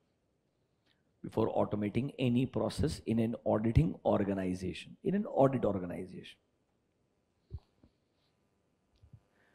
Audit organization में कोई भी प्रोसेस ऑटोमेट करने से पहले आपने ये चीज को दिमाग में रखना चाहिए। तो एग्जाम पॉइंट ऑफ व्यू से दो मेजर क्वेश्चन हो गए, what is digital audit, what are the advantages, and normally challenges बोल दीजिए, considerations बोल दीजिए, important points बोल दीजिए जो मुझे दिमाग में रखने पड़ेंगे कोई भी प्रोसेस को ऑटोमेट करने से पहले। why automation, what to automate, automate करने से पहले is the process already standardised, and obviously automation के बाद में अपने खुद के नए चैलेंजेस आने वाले हैं, ये चीज दिमाग में रखना पड़ेगा। Is this clear to you? Last part, areas of focus. देखो, as auditors will obtain understanding of management's implementation and oversight of new technology, they will also perform procedures to understand the changes to company's business, including the changes to information technology environment. ये basically your ASIC 315 को extend कर रहा है। देखो 315 क्या बोलता है, understanding the entity and its environment, और उसमें एक बात बोलता है, सर अब ये भी समझिएगा, लास्ट ईयर मैंने ऑडिट किया, तो इस साल में लास्ट ईयर के कंपैरिजन में क्या बदलाव आया, कंपनी का नेचर ऑफ बिजनेस चेंज हुआ है क्या, कंपनी ने डाइवर्सिफिकेशन किया है क्या, ज्योग्राफिकल लोकेशन चेंज किए हैं क्या, नए प्रोडक्ट्स के अंदर वेंचर आउट किया है क्या, ये जानना जरूरी है। उसी तरीके से कंपनी ने टेक्नोलॉजिकली कुछ बदलाव लाया है क्या in the current year from previous year, ये जानना जरूरी है। नया ईआरपी में माइग्रेट किया है क्या, जानना जरूरी है। एग्जिस्टिंग ईआरपी में कोई चैलेंजेस फेस हो रहे हैं क्या, जानना जरूरी है। मतलब is there a change from the previous situation to the current situation from IT point of view, ये भी जानना जरूरी है। देखो number 1 areas of focus is new activities और changes to the existing process due to new technology। Maybe salary का payments करने का तरीका बदल दिया होगा, मे बी एक्सपेंसेस बुक करने का मैकेनिज्म बदल दिया होगा, मे बी ईआरपी को यूज करने का मैकेनिज्म बदल दिया होगा। पहले सेमी ऑटोमेशन था, बहुत सारी जगह कंप्लीट ऑटोमेशन ला दिया होगा। इज देयर अ चेंज, ये मेरे को जानना बहुत जरूरी है। नंबर ए मतलब है is there a change. Number B example, नए revenue streams business point of view से, changes in roles and responsibilities of people, जो ऑटोमेशन करते हैं ना, जो आईटी के लिए रिस्पॉन्सिबल है, उन लोगों के काम में कुछ बदलाव है क्या। Sir changes in staffing levels, कि मतलब हो सकता है कंट्रोल्स के लिए पहले जो हिरार्की था 3 लेवल का था, अब उसको रिड्यूस करके 2 लेवल कर दिया है। This only one maker checker concept, जो चेकर है उसका कोई ऊपर रिव्यूअर नहीं एग्जिस्ट करता है, 3 लेवल से 2 लेवल कर दिया होगा। नीचे देखिए, changes in the way entities system are developed and maintained, whether these changes introduce new risks and require new controls। क्या आपके प्रोसेस में कुछ बदलाव आया है जिसकी वजह से नया रिस्क आ गया है, नया रिस्क आ गया है तो नया कंट्रोल भी लगेगा। एग्जांपल, कंपनी आज तक अपने सेलेक्टेड सप्लायर से, वेंडर से ही खरीदता था, इसलिए कोटेशन एनालिसिस करता ही नहीं था। इट वाज लाइक एक बार करते हैं, 3 साल के लिए कॉन्ट्रैक्ट साइन करते हैं, उससे खरीदते हैं। बहुत सारा बिजनेस ऐसा करता है। अब कंपनी बोलता नहीं, इन्फ्लेशन इतना बढ़ गया है, इंपॉर्टेंट है कॉम्पिटिटिव रहने के लिए हमें क्या करना पड़ेगा, अलग अलग वेंडर से हर बार कोटेशन मांगना पड़ेगा। हर बार कोटेशन मांगना तो कोटेशन एनालिसिस आ जाएगा, वो एक नया कंट्रोल का स्टेप ऐड हो जाएगा, तो नया risk, you will need a new control. Number 3, the impact of new technology as how organisation obtains और जनरेट्स रेलेवेंट क्वालिटी इंफॉर्मेशन। मतलब नए टेक्नोलॉजी की वजह से क्या कोई न्यू आईटी रिस्क है क्या। बेसिकली इस पॉइंट में एक ही क्वेश्चन है, is there a change in entities IT environment? If yes, वो आपको समझना पड़ेगा क्या कंपनी के आईटी एनवायरनमेंट में कोई बदलाव है। पूरे पैराग्राफ का एक सिंपल लाइन के अंदर लॉजिक है, अगर कंपनी के आईटी एनवायरनमेंट में, बिजनेस एनवायरनमेंट में किसी भी तरीके का बदलाव है, वो क्या है, क्यों चेंज है, उसका इंपैक्ट क्या आएगा, क्या कोई नया रिस्क पता चलेगा, नए कंट्रोल होने चाहिए, ये सोचना आपको इस पूरे पॉइंट ऑफ व्यू में लिख के दिया है। द एंटायर पैराग्राफ इज, क्या कुछ आईटी एनवायरनमेंट में कंपनी में बदलाव आया है, अगर हां आपको वो समझ करके अकॉर्डिंगली अपने ऑडिट में अडेप्ट करना पड़ेगा। मतलब ये टाइम पास चीज है। Major focus, advantages and challenges जो आपको दिमाग में रखना है। This marks the end of introduction to digital audit. ये चैप्टर 30 पेज का है। इसके आगे चीजें बहुत आसान है, यहां पर थोड़ा सा बेस बिल्डिंग है, टाइम स्पेंड करना पड़ेगा। आगे जाके तो बेसिकली एआई क्या होता है, डेफिनेशन रहेगा, एग्जांपल रहेंगे और रिस्क ऑफ एआई आ जाएगा। वो टाइम पास चीजें हैं, वहां पे टाइम ज्यादा लगने वाला नहीं है, वो आप ऑलरेडी ईआईएस में पढ़ के आए हैं, that will go very quick. But ये जो बेसिक्स है यहां पर आपको थोड़ा टाइम स्पेंड करना ही चाहिए टू अंडरस्टैंड ये चैप्टर जा किस डायरेक्शन में रहा है।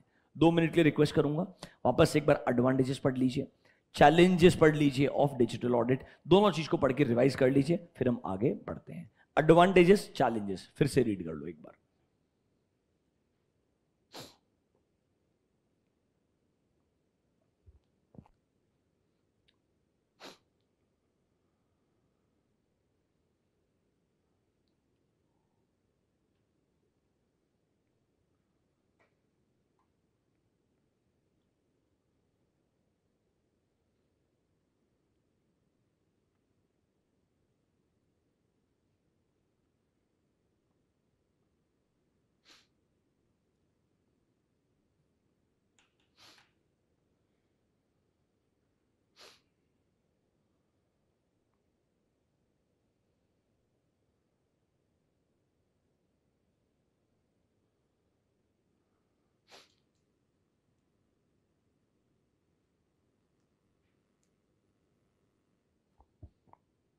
चैप्टर को देख के लगता है 2 अलग अलग ऑथर ने चैप्टर लिखना शुरू किया था। आपको आगे लगेगा ऐसा देखना, वो डिजिटल ऑडिट का इंट्रोडक्शन किसी ने लिखा यहां तक, पहले 4 पेज, फिर कोई नया ऑथर आ गया, उसने बोला ऑडिट डिजिटली मैं अपने हिसाब से लिखूंगा वापस से। उसने वही लिखा है, आगे जाकर के सी कंटेंट दोबारा मैच होने वाला है, बट ठीक है, definitely different person.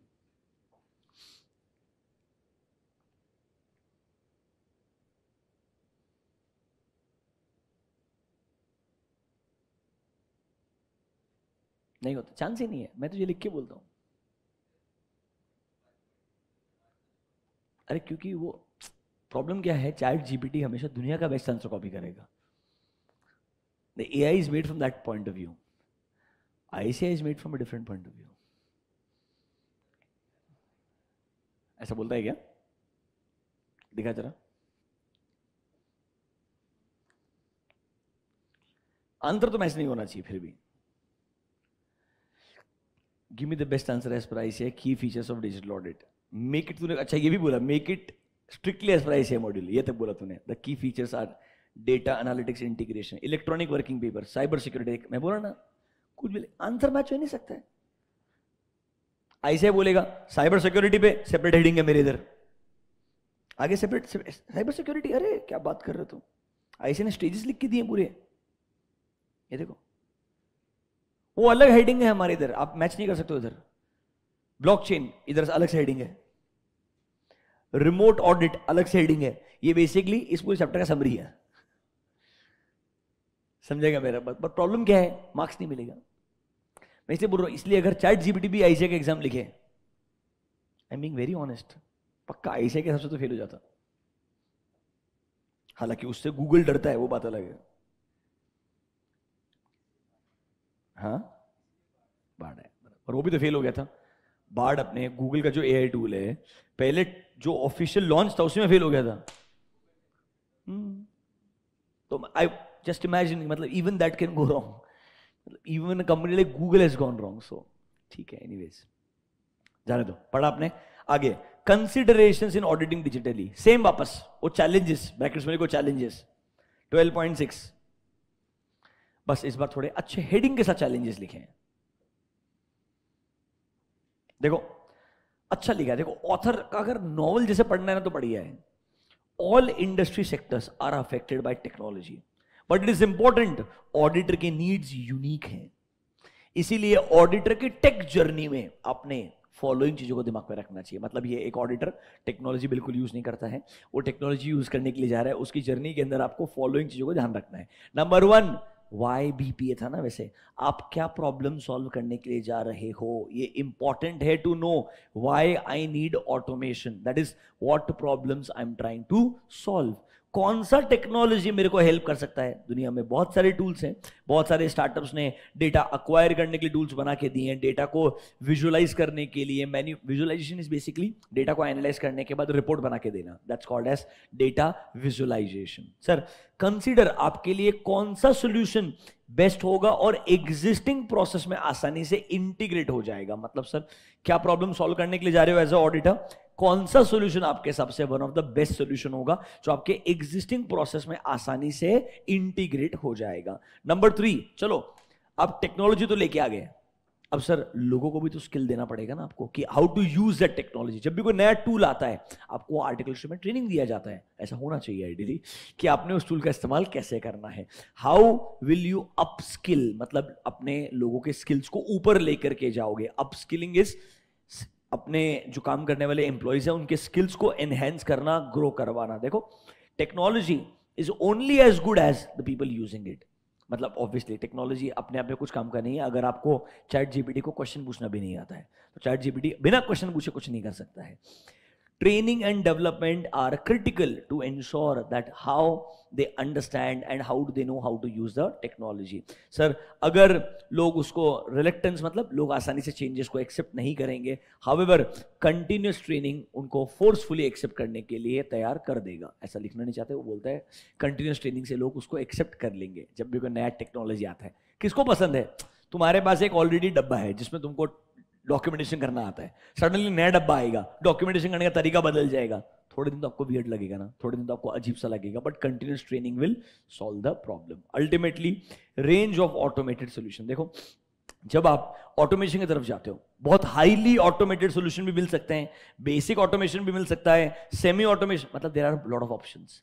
Which option is right for you? You have to think about this and then go ahead and choose. देखो, there's a range of automation solution from very low level to very high sophistication. आपको सोचना चाहिए कौन सा task आपको standardise करना है, कब आपके और कैसे आपके एफर्ट्स को बेस्ट तरीके से ऑप्टिमाइज कर सकते हैं, जो बेस्ट सोल्यूशन लगे आपने वो पिक करना चाहिए. सेम है why automation. Number 2, how can I automate? What are the options? Find the best option and then implement that option. ये बेसिकली वही चैलेंजेस हैं, वही स्टेप्स हैं, वही स्टेजेस हैं जो आपको हेल्प करेंगे in automating processes in a auditing environment. This and your those challenges are same. इधर बिना हेडिंग के लिखा है, उधर विथ हेडिंग लिखा है. अब मेरे को ये मत पूछना कौन सा आंसर कब लिखना है, मेरे पास भी कोई आंसर नहीं है, अनलेस तुमको याद रह जाए कि पहला वर्ड था डिजिटल ऑडिट, बाद में था ऑडिटिंग डिजिटली. समझ रहे हो? If it is around auditing digitally, this is the answer. If it is about digital audit, that is the answer. But honestly देखने के बाद लगता है इधर बढ़िया 4 हेडिंग है. आई वुड से ये उससे भी ज्यादा इंपॉर्टेंट लगता है मेरे को, क्योंकि बढ़िया क्रिस्प 4 हेडिंग्स है, अंदर बढ़िया 2-2 लाइन का कंटेंट लिखा हुआ है. परफेक्ट कैंडिडेट है आईसीआई के हिसाब से 4 मार्क का क्वेश्चन पूछने का. आई वुड रेकमेंड स्टेजेस बोल करके बोला है, इसको मार्क कर लीजिएगा. आपके ऑडिटिंग के टेक जर्नी में क्या क्या स्टेजेस आएंगे, उस तरीके से क्वेश्चन रेज किया जा सकता है. This can become a 4 mark question. तो काम करो, एडवांटेजेस वहां वाला पकड़ लो, स्टेजेस यहां के पकड़ लो. क्या करेंगे, यही जमाना आ गया पढ़ाने के लिए, आपको तरीका बचा ही नहीं है. This was introduction to digital audit. अब हम जाएंगे अगले पार्ट के ऊपर. मतलब ऐसे देखो, पहले जो 2 पार्ट थे ना, दे आर सिमिलर, रिमेंबर. अब जब खुद से पढ़ाई करो ना, क्या दिमाग में रखने का, चैप्टर ओवरव्यू में आने का. 1 और 2 में क्या पढ़ने का है, एडवांटेजेस, कंसिडरेशंस, 2 ही चीज में दिमाग लगाने का है. मतलब पार्ट 1 और 2 में मेजर फोकस ही उधर है. अब डिजिटल ऑडिट वगैरह क्या होता है, डेफिनेशन वगैरह मत पढ़ो, बेसिक एक रीड कर लिया काफी हो गया. इसके बाद किधर जाने का है, अच्छा, understanding the IT environment is a separate heading. क्या उस पर अलग से क्वेश्चन आ सकता है? मैं आपको ऐसे हर हेडिंग के ऊपर स्पेसिफिक डिस्कशन करके क्वेश्चन बताते जाऊंगा. ऐसे चैप्टर्स को हमको पहले से स्ट्रीमलाइन करके रखना जरूरी है कि इस चैप्टर में भाई ये 10 क्वेश्चन ही पढ़ने का है. दिमाग को क्लैरिटी चाहिए, ये कौन से 10 क्वेश्चन पढ़ने, ताकि चैप्टर खोलते ही पहले वो 10 क्वेश्चन पढ़ लूं. उसके बाद में टाइम मिलेगा तो बाकी चीज रीड करने का ट्राई करेगा, otherwise I am going to ignore. मतलब ये मैं आपके सेल्फ स्टडी के पॉइंट ऑफ व्यू से बात कर रहा हूं. मैं आपको सब कुछ पढ़ा के दूंगा एक बार के लिए, but when you are doing a self study, that is how your thought process should be. तो अगले हेडिंग पे आइए, अंडरस्टैंडिंग दी आईटी एनवायरनमेंट. इस बार ना आइए कंपनी के आईटी एनवायरनमेंट को समझने के लिए बोल रहे हैं, जैसा मैंने आपको बोला. अब कंपनी के जो इंपॉर्टेंट लोग हैं उनसे मीटिंग अरेंज कीजिए. उस मीटिंग में कुछ इंपॉर्टेंट क्वेश्चंस पूछिए.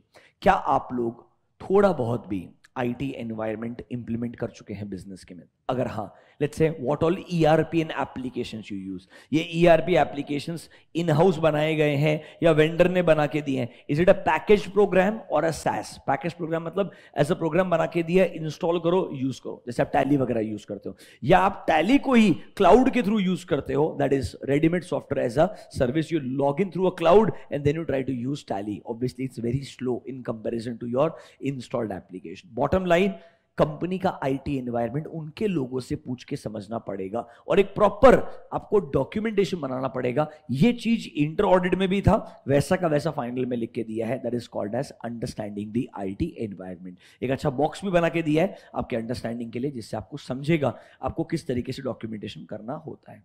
12.7 पे आइए, अंडरस्टैंडिंग द आईटी एनवायरनमेंट. देखो पहला point, understanding the ways in which entity relies upon IT and how IT environment is set up to support the business. इससे ऑडिटर को बेटर तरीके से समझेगा आईटी की वजह से क्या नए रिस्क आएंगे. बेसिकली जब आप रिस्क असेसमेंट प्रोसीजर लगा रहे हैं ना 315, उसका ही ये पार्ट है. आपको नॉर्मल रिस्क तो ढूंढना ही होता है, साथ साथ में आप इस बार ढूंढना चाहेंगे आईटी रिस्क को भी, क्योंकि जब आप नॉर्मल कंट्रोल चेक करेंगे तो उसमें आप आईटी कंट्रोल्स को भी चेक करना चाहेंगे. इसीलिए understanding the IT environment will help you to identify new IT risks, ताकि आप उनसे रिलेटेड कंट्रोल्स को बेहतर चेक कर पाएंगे. This is the heading, understanding the IT environment. नीचे आइए, sir it will also help you to identify controls जो ये प्रोसेसेस के लिए बनाए जाएंगे. आप कैसे ऑब्टेन करेंगे? पॉइंट नंबर 4 को मार्क कीजिएगा, important. This can become a question. Auditors understanding of automated environment shall include the following. जब मैं एक ऑटोमेटेड एनवायरमेंट को समझने जा रहा हूं तो क्या क्या समझूंगा? नंबर वन, क्या क्या एप्लीकेशंस कंपनी यूज करता है? Is it one ERP, multiple ERP? Payroll के लिए अलग एप्लीकेशन रहेगा, let's say purchase order place करने के लिए अलग एप्लीकेशन रहेगा, बाकी चीजों के लिए एक कॉमन ईआरपी रहेगा। Whatever it is, I need to understand what all applications they use. Number two, details of IT infrastructure of each application.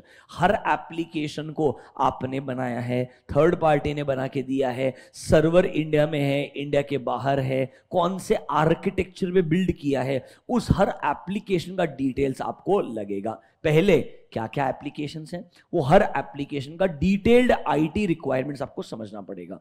Number three, organisation का स्ट्रक्चर क्या है, हिरार्की क्या है, मतलब is there a chief information security officer, is there a CTO, chief technology officer, maker checker concept है कि नहीं है, ऑर्गेनाइजेशन का स्ट्रक्चर है कि नहीं है, वो समझना पड़ेगा। नेक्स्ट, आपके क्या पॉलिसीज हैं, क्या प्रोसीजर्स है जो आप फॉलो करते हैं, क्या आप लोग using the work of service organisation, याद है क्या वर्ड SA402? हो सकता है आप लोग आईटी कंट्रोल्स के लिए एक सर्विस ऑर्गेनाइजेशन का भी इस्तेमाल करते होंगे, even that can be the case. So overall IT risk क्या है एंड कंट्रोल्स क्या है समझना पड़ेगा। मतलब sir, what I need to understand, what all ERP applications you have, ये इन हाउस है, बाहर से बनवा के लिए हैं, आर्किटेक्चर क्या है, सर्वर किधर है, लोकेशन क्या है, ये पूरी डिटेल लगेंगे। फिर सर इसकी वजह से नए आईटी रिस्क क्या है, नए कंट्रोल्स क्या है। सर आपका ऑर्गेनाइजेशन का स्ट्रक्चर कैसा है, 4 पॉइंट याद रखना, काम हो जाएगा। Number one, what all applications you use? What are the IT infrastructure components of these applications? Are you using the work of a service organization? What are IT risks and controls? And obviously, normally इसके regarding एक अच्छा organization structure होना चाहिए। 5 points को पढ़ लीजिए एक बार, अच्छा है। This can be a separate question, question exam में आएगा। आपको एक ऑडिट करने के लिए भेजा गया है, वहां पे ऑटोमेटेड एनवायरनमेंट है, ऑटोमेटेड एनवायरनमेंट का अंडरस्टैंडिंग ऑब्टेन करते वक्त क्या क्या चीज को आप दिमाग में रखेंगे, what all points you will keep in mind while understanding the automated environment. पढ़ लीजिए, यह आंसर आपको आना चाहिए।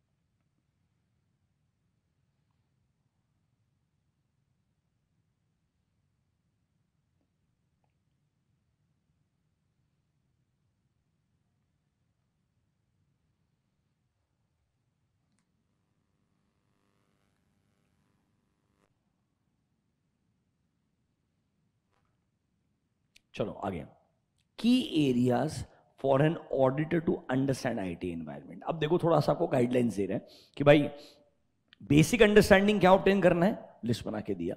अब कुछ स्पेसिफिक चीजें बोल रहा है। जब आप एक आईटी एनवायरनमेंट को समझते हैं, 3 कोर चीजें हैं जो बेसिकली आपको दिमाग में रखनी चाहिए। 3, first 3 are the most important ones, बाकी वाला टाइम पास है, वो आपको गाइडेंस देगा।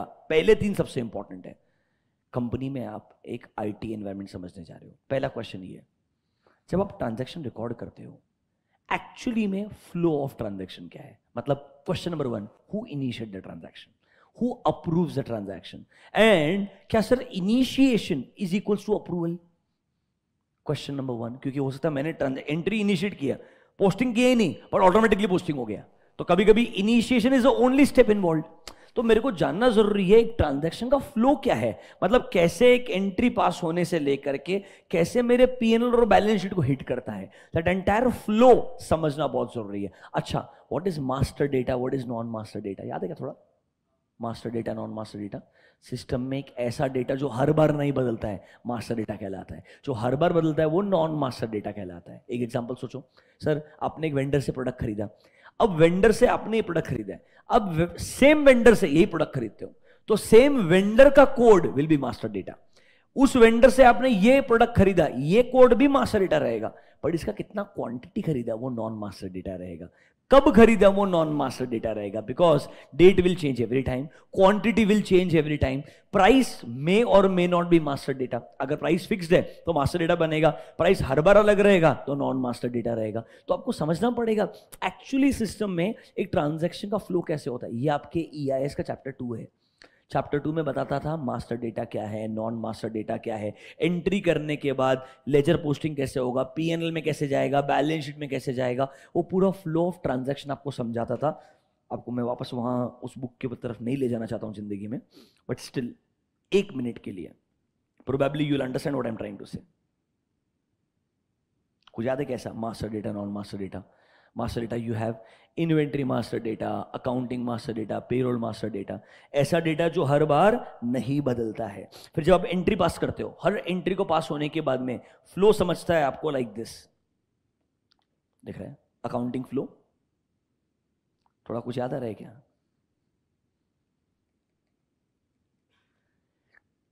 एक ट्रांजैक्शन करना पड़ेगा, मतलब कोई ना कोई एंट्री की जाएगी, this is human intervention is involve. हो सकता है उसके बाद पोस्टिंग, बैलेंसिंग, ट्रायल बैलेंस, ये सब कुछ क्या हो जाएगा सॉफ्टवेयर के अंदर ऑटोमेटिकली। तो मेरे को जब फ्लो समझेगा तो पता चलेगा ना किधर मैनुअल इंटरवेंशन है और किधर सिस्टम अपने आप काम कर रहा है। इसके बाद में अच्छा P&L बैलेंस शीट कैसे जाएगा, ये देखो, याद है क्या थोड़ा सा ऐसा? ये चीज ऑलरेडी सिस्टम के बैकएंड पे रहनी चाहिए, तो मुझे उसके लिए ट्रांजैक्शन का फ्लो समझना चाहिए, तो देख पाऊंगा ये लॉजिकल है कि नहीं है, कि कौन सी एंट्री P&L को जा रही है, कौन सी एंट्री बैलेंस शीट को जा रही है, P&L में भी किधर जा रही है, बैलेंस शीट में किधर जा रही है, बराबर है कि नहीं है। वरना expense can be revenue expense, capital expense, तो I need to know that whether it is going in the right direction or not. वो मैपिंग समझने के लिए फ्लो ऑफ ट्रांजैक्शन समझना बहुत जरूरी है। ये आपको फ्लो ऑफ ट्रांजैक्शन समझाने का ट्राई करा थोड़ा बहुत, अगर आपको याद आया होगा तो। कुछ याद है कैसा थोड़ा बहुत? ऐसा कभी देखा है क्या?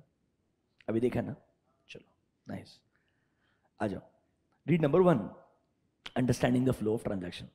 सिर्फ फर्स्ट पॉइंट पढ़िए, auditor should understand in the IT environment, कि कैसे आप आइडेंटिफाई एंड अंडरस्टैंड करते हो nature and number of specific IT applications. Sir इसके लिए मुझे फ्लो ऑफ ट्रांजैक्शन समझना जरूरी है। क्या कोई ट्रांजैक्शन के फ्लो में बदलाव है?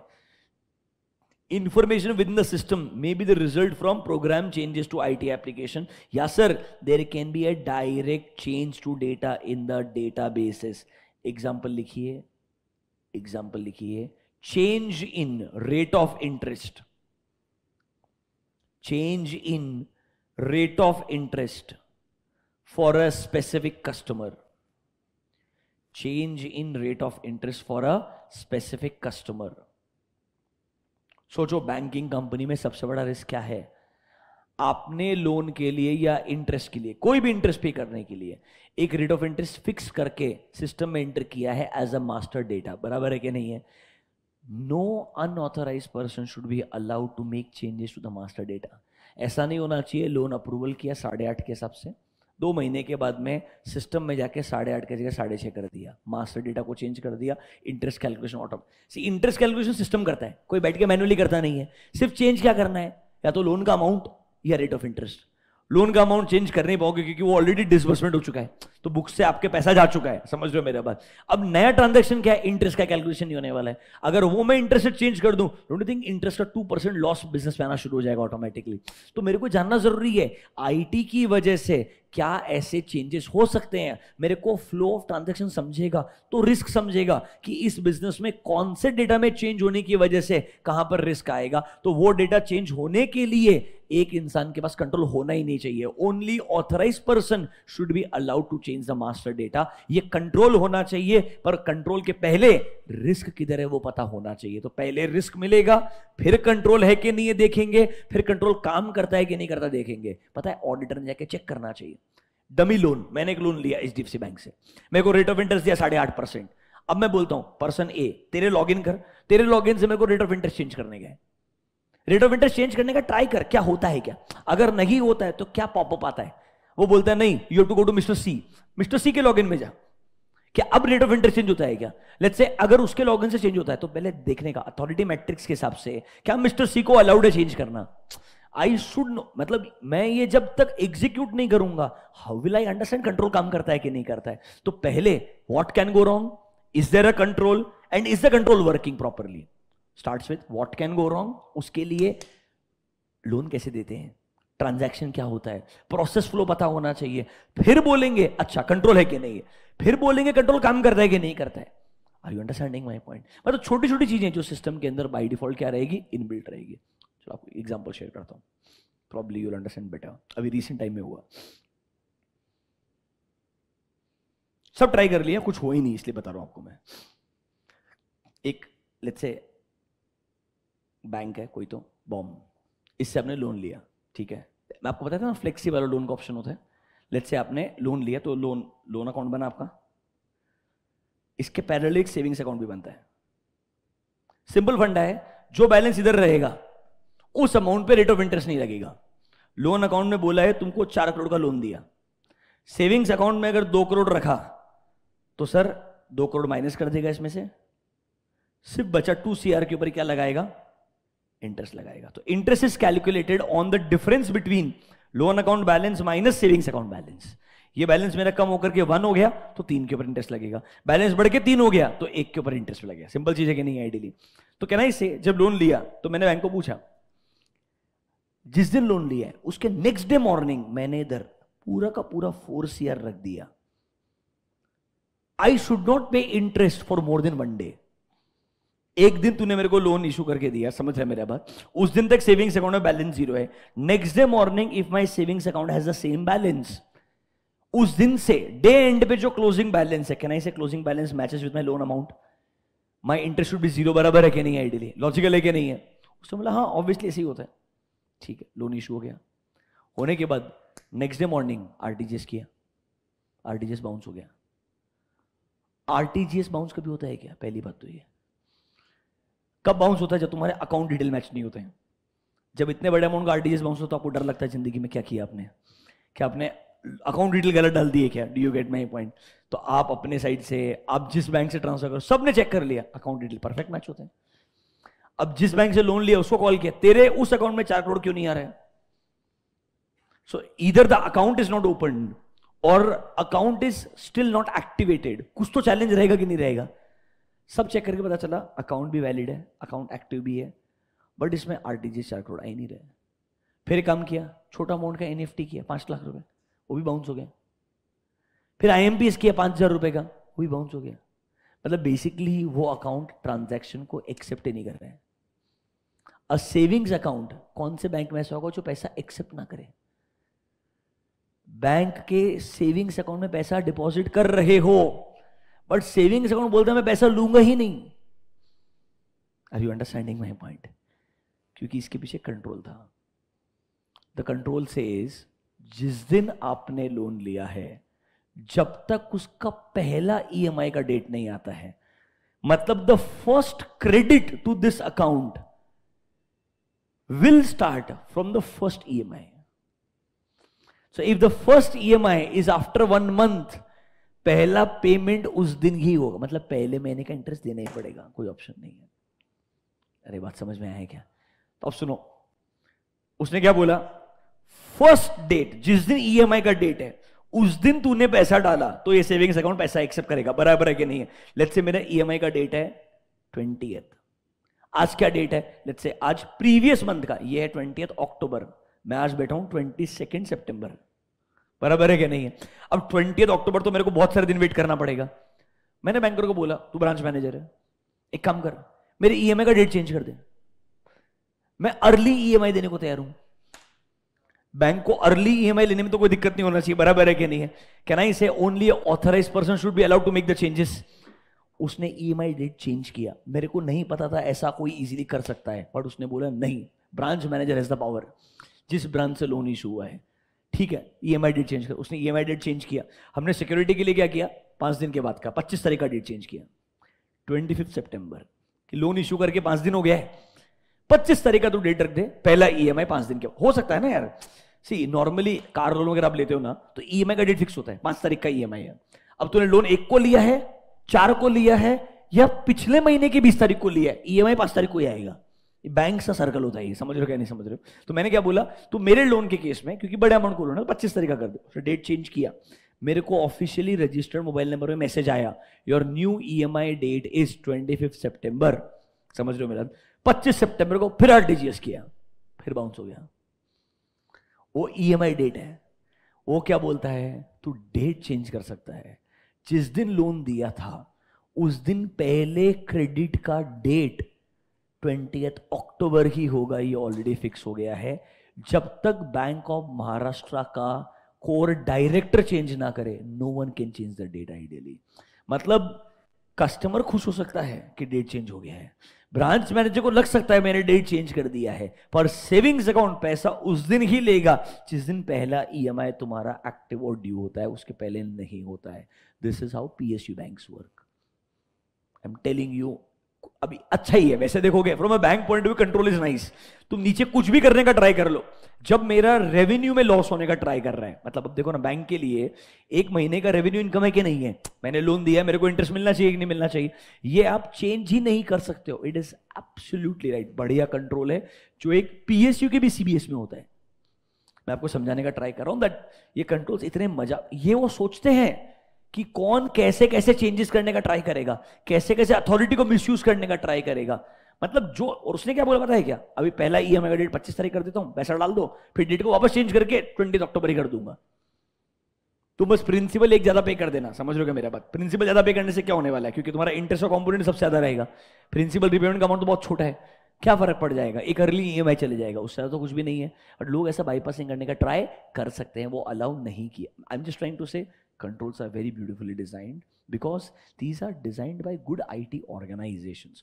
उनको बताया जाता है ये एक रिस्क है, उसके पॉइंट ऑफ व्यू से कैसे कैसे बाईपासिंग होगा, हर पॉइंट ऑफ व्यू से उन्होंने कंट्रोल को लगाना चाहिए। इसमें एक ही सिर्फ रिस्क होता है, अब जिस इंसान के पास में एक्चुअली में अथॉरिटी है ये चेंज करने का, वही इंसान को अगर आप मैनिपुलेट कर लो, that is the maximum management override of control, that is the highest risk. Obviously किसी न किसी को तो आपको टॉप मोस्ट अथॉरिटी को पावर देना ही पड़ेगा, वो रिस्क आपके पास रहने ही वाला है। तो वो एक चीज छोड़ के बाकी कोई फर्क नहीं पड़ता है। नंबर 1 प्रोसेस फ्लो समझिए, इससे आपको रिस्क पता चलेगी।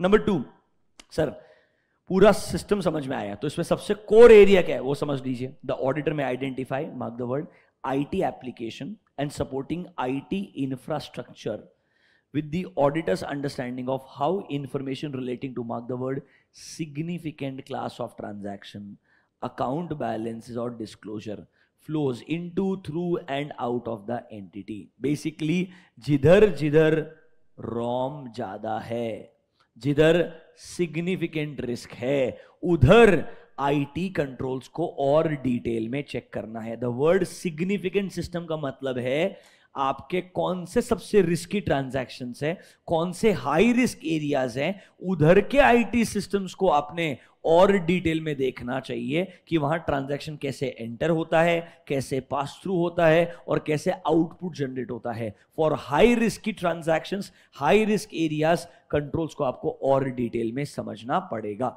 तो नंबर 1 पहले नॉर्मल फ्लो ऑफ ट्रांजैक्शन समझो, फिर बोलता है किधर रिस्क ज्यादा है उनको आइडेंटिफाई करो। थर्ड पॉइंट सिंपल है, कंट्रोल्स कैसे हैं, मैनुअल कंट्रोल्स है, ऑटोमेटेड है, सेमी ऑटोमेटेड है। देखो identification of manual and automated controls, simple चीज है, जिधर ह्यूमन इंटरवेंशन है वो मैनुअल है, जिधर सिस्टम अपने आप से, सिंपल एग्जांपल सुनिए, आपने प्रोडक्ट खरीदा, इसका पीओ बनाया था, परचेज ऑर्डर में क्वांटिटी लिखा 50, जब आप गुड्स रिसीव करते हो आपको पीओ नंबर मेंशन करना पड़ता है। पीओ नंबर था 1 2 3 4, क्वांटिटी 50, गुड्स रिसीव करूंगा तो पीओ नंबर मेंशन करना पड़ता है, ये गुड्स कौन से पीओ के अगेंस्ट आए, 1 2 3 4 के अगेंस्ट आए, क्वांटिटी एंटर करूंगा कितना क्वांटिटी रिसीव हुआ, but it can not be more than 50। Obviously अगर ऑर्डर 50 है you can not receive more than 50, क्योंकि वो पीओ नंबर मैच होता है तो उससे क्वांटिटी ऑटोमेटिकली क्या करता है, चेक करता है, can I receive less than 50, yes, why I can receive less than 50, because multiple part में आ सकता है। अच्छा सुनो, 1 2 3 4 पीओ के अगेंस्ट में ऑलरेडी 2 बार गुड्स आ गया है, 40 क्वांटिटी आ चुकी है, तो इस बार आखिरी क्वांटिटी जो है वो 10 से ज्यादा नहीं हो सकती है, वो उनका टोटल भी करेगा सिस्टम, अपने आप क्या करेगा, कैलकुलेट करेगा। इस पीओ के अगेंस्ट में 40 already received, ordered is 50, maximum you can receive is 10 ideally. System में 10 के ऊपर 11 एंटर करोगे, वो बोलेगा received quantity can not be more than ordered quantity, मना ही कर देगा, मतलब वहीं पे रिजेक्शन हो जाना। Read number 3, manual and automated controls, we can use a mixture of both. पढ़ के क्लोज कीजिए। ये तीन सबसे इंपॉर्टेंट चीजें थी।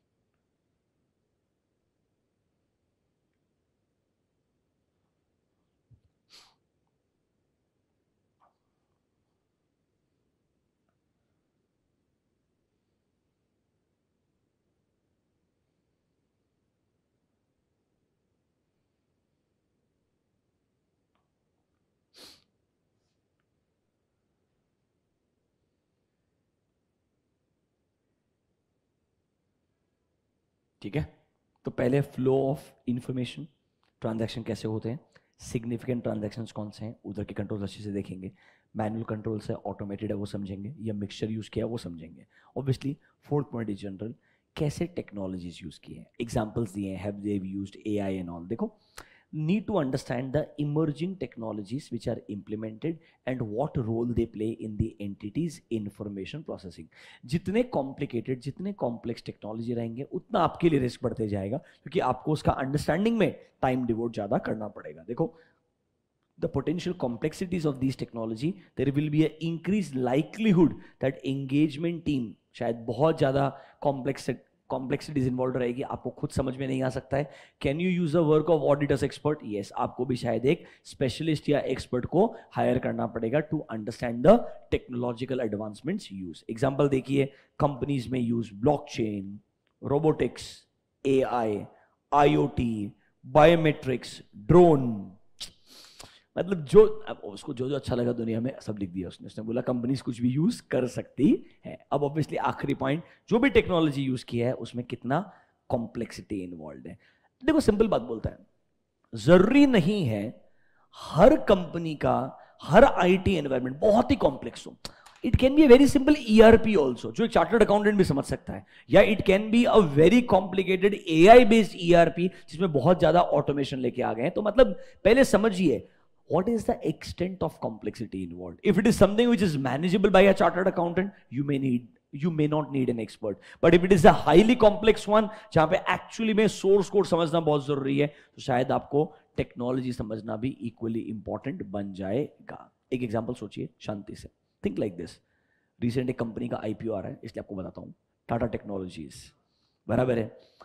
अब एक बात सोचिए, लोग क्या बोलते हैं, एक कार है, कार के कितने सारे पार्ट्स मैन्युफैक्चरिंग कंपनी खुद नहीं बनाता है। जो कार मैन्युफैक्चरर क्या बोलते हैं, यार इंजन किसी और से ले लेते हैं, ब्रेक पैड किसी और से बनवा लेते हैं, चाबी कोई और अच्छी बनाता है उससे ले लेते हैं, म्यूजिक सिस्टम कोई और अच्छा बनाता है उससे ले लेते हैं। जब मैं इतनी चीजें दुनिया की ऑलरेडी आज तक बाकी लोगों से लेते आया हूं, अब अगर मैं बात करता हूं cars driven by technology, like for example my voice recognition, मैं कार को बोलता हूं car X open the sunroof, are you understanding? एक जो कार मैन्युफैक्चरर उसका काम क्या था, बिल्ड क्वालिटी बढ़िया होना चाहिए, एरोडायनेमिक्स बढ़िया होना चाहिए ताकि कार का स्पीड बढ़िया हो, कार को पिकअप बढ़िया मिले, समझ रहे हो, कार का बैलेंसिंग बढ़िया होना चाहिए ताकि मतलब राइड क्वालिटी बढ़िया रहे।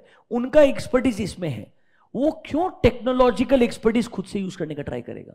हो जाएगा ना टाटा एलेक्सी के पास में, टाटा टेक्नोलॉजी के पास में। For Tata technology is a separate company, Tata Motors is a separate company, Tata Elxsi is a separate company, Tata Motors is a separate company. हालांकि Tata Elxsi and Tata Tech almost similar nature of काम करते हैं, but Tata technology is highly dependent on automobile industry. Tata Elxsi ने diversify कर लिया, automobile पे dependency कम कर दिया comparatively. But what I am trying to say is, why are you hiring a tech company to make a car? Because now car is also like a software running on wheels. Basically आप आज, मैं मजाक नहीं कर रहा हूं, आप अगर एक्चुअली में आज के 5 साल पहले, I am talking about 2017 2018, for the first time when I visited US, एक फ्रेंड के पास टेस्ला, उस गाड़ी में अगर आप बैठोगे ना, it works like a software. गाड़ी में एंटर करने तो पूछेगा पहले आप कौन सा वाला driver, driver 1 2 3, I put driver 1, मेरा सीट ऑटोमेटिकली एडजस्ट हो जाएगा, वॉल्यूम ऑटोमेटिकली चेंज हो जाएगा, क्लाइमेट ऑटोमेटिकली चेंज हो जाएगा, मतलब मेरे को 18 डिग्री चाहिए तो 18 डिग्री पे आकर के सेट हो जाएगा, कौन सा प्लेलिस्ट चाहिए वो गाना ऑटोमेटिकली आना शुरू हो जाएगा, मेरे को स्पोर्ट्स मोड में गाड़ी चलाने का आदत तो स्पोर्ट्स मोड में आ जाएगा automatically. It is working, it's simple. मैंने 1 पे सेव करके रखा है तो 1 पे क्लिक किया, मतलब ये वो ड्राइवर आया जो नंबर 1 है, नंबर 2 है, नंबर 3, ऐसा ये आज की तरह BMW में भी आता है। But Tesla was the first one to come up with this. So can I say they were more like a tech company and less of a car manufacturer. So today what car manufacturers thinks, technology वाला companies हजारों है, मैंने तो car ही बढ़िया बनाना चाहिए। जहां technology वाला part आता है, let me take the help of a tech company all together. Are you understanding that? जब एक कंपनी खुद टेक्नोलॉजी के लिए एक्सपर्ट्स के पास जाता है, हो सकता है एज अ बिजनेस आपको भी और या एज अ ऑडिटर आपको भी लगता है, if you believe a third party expert is required where you can not understand, because just imagine the amount of code and algorithm required for a car to work the way you want it to work. I hope you're understanding this. It is not a straightforward thing. ये बहुत बिल्कुल basic सा algorithm and coding नहीं रहेगा जो कोई भी समझ सकता है। रादर एक इंजीनियर्स के अंदर भी हाईली एक्सपीरियंस लोग लगेंगे। इस चीज को मैल फंक्शन नहीं करना चाहिए उसके लिए। मतलब कार के अंदर जब आप टेक्नोलॉजी को इंटीग्रेट कर रहे हैं, फॉर एग्जाम्पल वॉल्वो क्या बोलता है, जैसे आप एक लेन से दूसरे लेन में जा रहे हो और अगर वॉल्वो को लगता है, कार को लगता है, टॉकिंग अबाउट द कार, कि तुम्हारे बाजू में दूसरा गाड़ी है, वो तुमको लेफ्ट लेने ही नहीं देगा। मैं स्टीयरिंग को बोल रहा हूं left, but it will not let me go to the left lane क्योंकि it is already detecting something on the left side। वो जान मेरे को झटका मारेगा राइट लेने के लिए। बेसिकली तेरे को नींद आ रही है, तो इसलिए लेफ्ट की तरफ ड्रिफ्ट हो रहा है, समझ रहा है मेरा? जब तेरे को झटका मारेगा तो तू उठ जाएगा। Can I say if cars are becoming so smart, why? Because of technology. So technology companies are integrating this inside a product ताकि ये प्रोडक्ट क्या बने और सेलेबल बने। अब ऑब्वियसली जब मैं ऐसे बिजनेसेस का ऑडिटर बन के जाएगा, शायद मे भी कुछ चीजें मेरे को भी समझ में नहीं आएगी। Can I also need to hire an expert for the same? Yes. So वो क्लियरली बोलता है, अंडरस्टैंड कीजिए how technologies are highly complicated और they are that much complicated that you easily understand। तो आप अपने हिसाब से कंटिन्यू कीजिए, अदरवाइज एक्सपर्ट का इस्तेमाल कीजिए। मैं जो बोल रहा हूं ना आपको, ये ऑटोमोबाइल इंडस्ट्री दुनिया भर के अंदर बदल रहा है। आने वाले 5 से 7 साल में आपको ये बहुत नॉर्मल लगने लगेगा। जस्ट FYI, ऐसे बहुत सारे कंपनीज है जो ये बहुत सालों से करते थे, बट क्या है, वो सब कुछ खुद इन हाउस बनाने पर डिपेंडेंट थे। तो इन हाउस की वजह से जब ग्रोथ का जो रेट था वो स्लो हो गया था। अब क्या हो गया, देयर आर कंपनीज जो बोलते हैं हम टेक पे काम करेंगे, तुम तुम्हारा कार बनाने का, हम तुम्हारा टेक को क्या करेंगे, इसमें इंटीग्रेशन ला करके देंगे। I hope you understand this. आइए, not all applications of IT environment will have the same level of complexity, the level of complexity will differ. अगर कॉम्प्लेक्सिटी बहुत ज्यादा है, देखिए फॉर एग्जांपल ऑटोमेशन यूज बहुत ज्यादा है, company highly system generated report पे डिपेंडेंट है, IT एप्लीकेशंस कस्टमाइज्ड है, बिजनेस मॉडल बहुत अलग है कंपनी का, या कुछ बहुत सिग्निफिकेंट चेंजेस लाए गए हैं, तो शायद हमको भी एक्सपर्ट का जरूरत पड़ेगा। और अगर ऐसे फैक्टर्स बोलते हैं कि इतना कॉम्प्लेक्सिटी नहीं है, तो आप खुद से भी समझ करके अपना ऑडिट कर सकते हैं। ये बेसिकली सब कुछ कंसिडर करना is actually understanding the IT environment. ये 2 पेज प्योरली IT एनवायरनमेंट के अंडरस्टैंडिंग पे थे, जो एक्चुअली में ऑडिटिंग चैप्टर का सबसे इंपॉर्टेंट पार्ट है। इस चैप्टर का सबसे लॉजिकल पार्ट अगर आप मुझे पूछेंगे ना, ये 2 पेजेस थे, page number 7 and page number 8। They were very logical from exam point of view. ये जनरल 4-5 पॉइंट कि जनरली IT एनवायरनमेंट में क्या समझना होता है। जनरल क्वेश्चन अगर आया कि भाई understanding the IT environment, what points you should keep in mind, ये आएगा। अगर एक स्पेसिफिक क्वेश्चन आता है, ऐसे क्या की एरियाज है जो आपने कंसिडर करने चाहिए अगर आप एक IT एनवायरनमेंट को डिटेल में समझना चाहते हैं, वो स्पेसिफिक की एरियाज को पूछता है, तो आपको ये 4 पॉइंट लिखने पड़ेंगे, जहां पर आप पिक कर सकते हैं। फ्लो ऑफ इंफॉर्मेशन ट्रांजैक्शन समझना पड़ेगा, कौन से सिग्निफिकेंट वाले वो समझना पड़ेगा, मैनुअल है ऑटोमेटेड है वो समझना पड़ेगा, कैसे टेक्नोलॉजीज को यूज किया है and how complicated these technologies are. मैं बोलूंगा पॉइंट 4 एंड 5 अलग अलग लिखा है, but they are actually same. What technologies have been used and how complex they are. More complex they are, I may also need to use the work of an expert. मैं 4 and 5 को एक common point बना के लिखूंगा, बाकी के तीनों point अलग से इंपॉर्टेंट फैक्टर्स थे। This will help you to understand the IT environment of a business. ये environment के बाद में अगर आप लॉजिकली सोचो शांति से, डिजिटल ऑडिट डेफिनेशन भूल जाओ, think from a auditing point of view. सबसे पहले understanding the entity and it's environment. किधर रिस्क ज्यादा है किधर रिस्क कम है, जिधर रिस्क ज्यादा है कंट्रोल है कि नहीं है। तो कहना इसे अंडरस्टैंडिंग द एंटिटी के बाद में रिस्क ढूंढने के लिए बोलेगा, रिस्क साथ में कंट्रोल चेक करने के लिए बोलेगा, फिर जाके बोलेगा अब तूने ऑडिट में कंप्लायंस प्रोसीजर पे कितना रिलाई करना चाहिए, सब्सटैंटिव पे कितना रिलाई करना चाहिए, ये सीक्वेंस रहेगा। अब यहां पे तेरे को IT risks and IT controls का इंट्रोडक्शन आने वाला है। मतलब यहां से लेकर के till I would say cyber risk सारा टिल यहां 19, this will be your only different types of risks, उनके इंपैक्ट को समझाया जाएगा। फिर बोलेगा कैसे तुम आज की तारीख में रिमोट ऑडिट मतलब फिजिकली वहां नहीं जाओ, अपने घर से अपने ऑफिस से बैठ के ऑडिट कर सकते हो, क्योंकि आजकल टेक्नोलॉजी को लेवरेज करना हर किसी को इंपॉर्टेंट हो गया है। तो कैसे रिमोट ऑडिट हो पाएगा, फिर वो कॉन्सेप्ट आएगा। रिमोट ऑडिट तक ये चैप्टर फिर भी लॉजिकल रहेगा 20 पेजेस तक, वहां तक एक्चुअली ये चैप्टर सीक्वेंस में है। 21 के बाद में तो ऐसा समझ लो उसको तुमको बताने का है एआई क्या होता है, उसको बताने का है कि एनएफटी करके होता है आजकल कुछ, उसको बताने का है ब्लॉकचेन होता है, वो सब पे अपने हिसाब से शॉर्ट नोट लिखते जाएगा। What is data analytics, what is AI, what is IoT, what is blockchain, वो तो मतलब they are not in a sequence, they are like individual headings पूरे के पूरे। इसके बाद में चीजें बहुत बेसिक है। फिर सबसे इंटरेस्टिंग चीज एक ही बचेगा लास्ट में, like BPA we have robotic process automation, कैसे you know in simple terms process को ऑटोमेट किया जाएगा, वो प्रोसेस के स्टेप्स क्या रहेंगे वो आपको बताएगा। That's it. इस तरीके से चैप्टर प्रोग्रेस करेगा, पर पहले 20 page are actually worth actually devoting lot of time। आखिरी वाला 10-12 बहुत easily उड़ जाएगा। अभी गुड।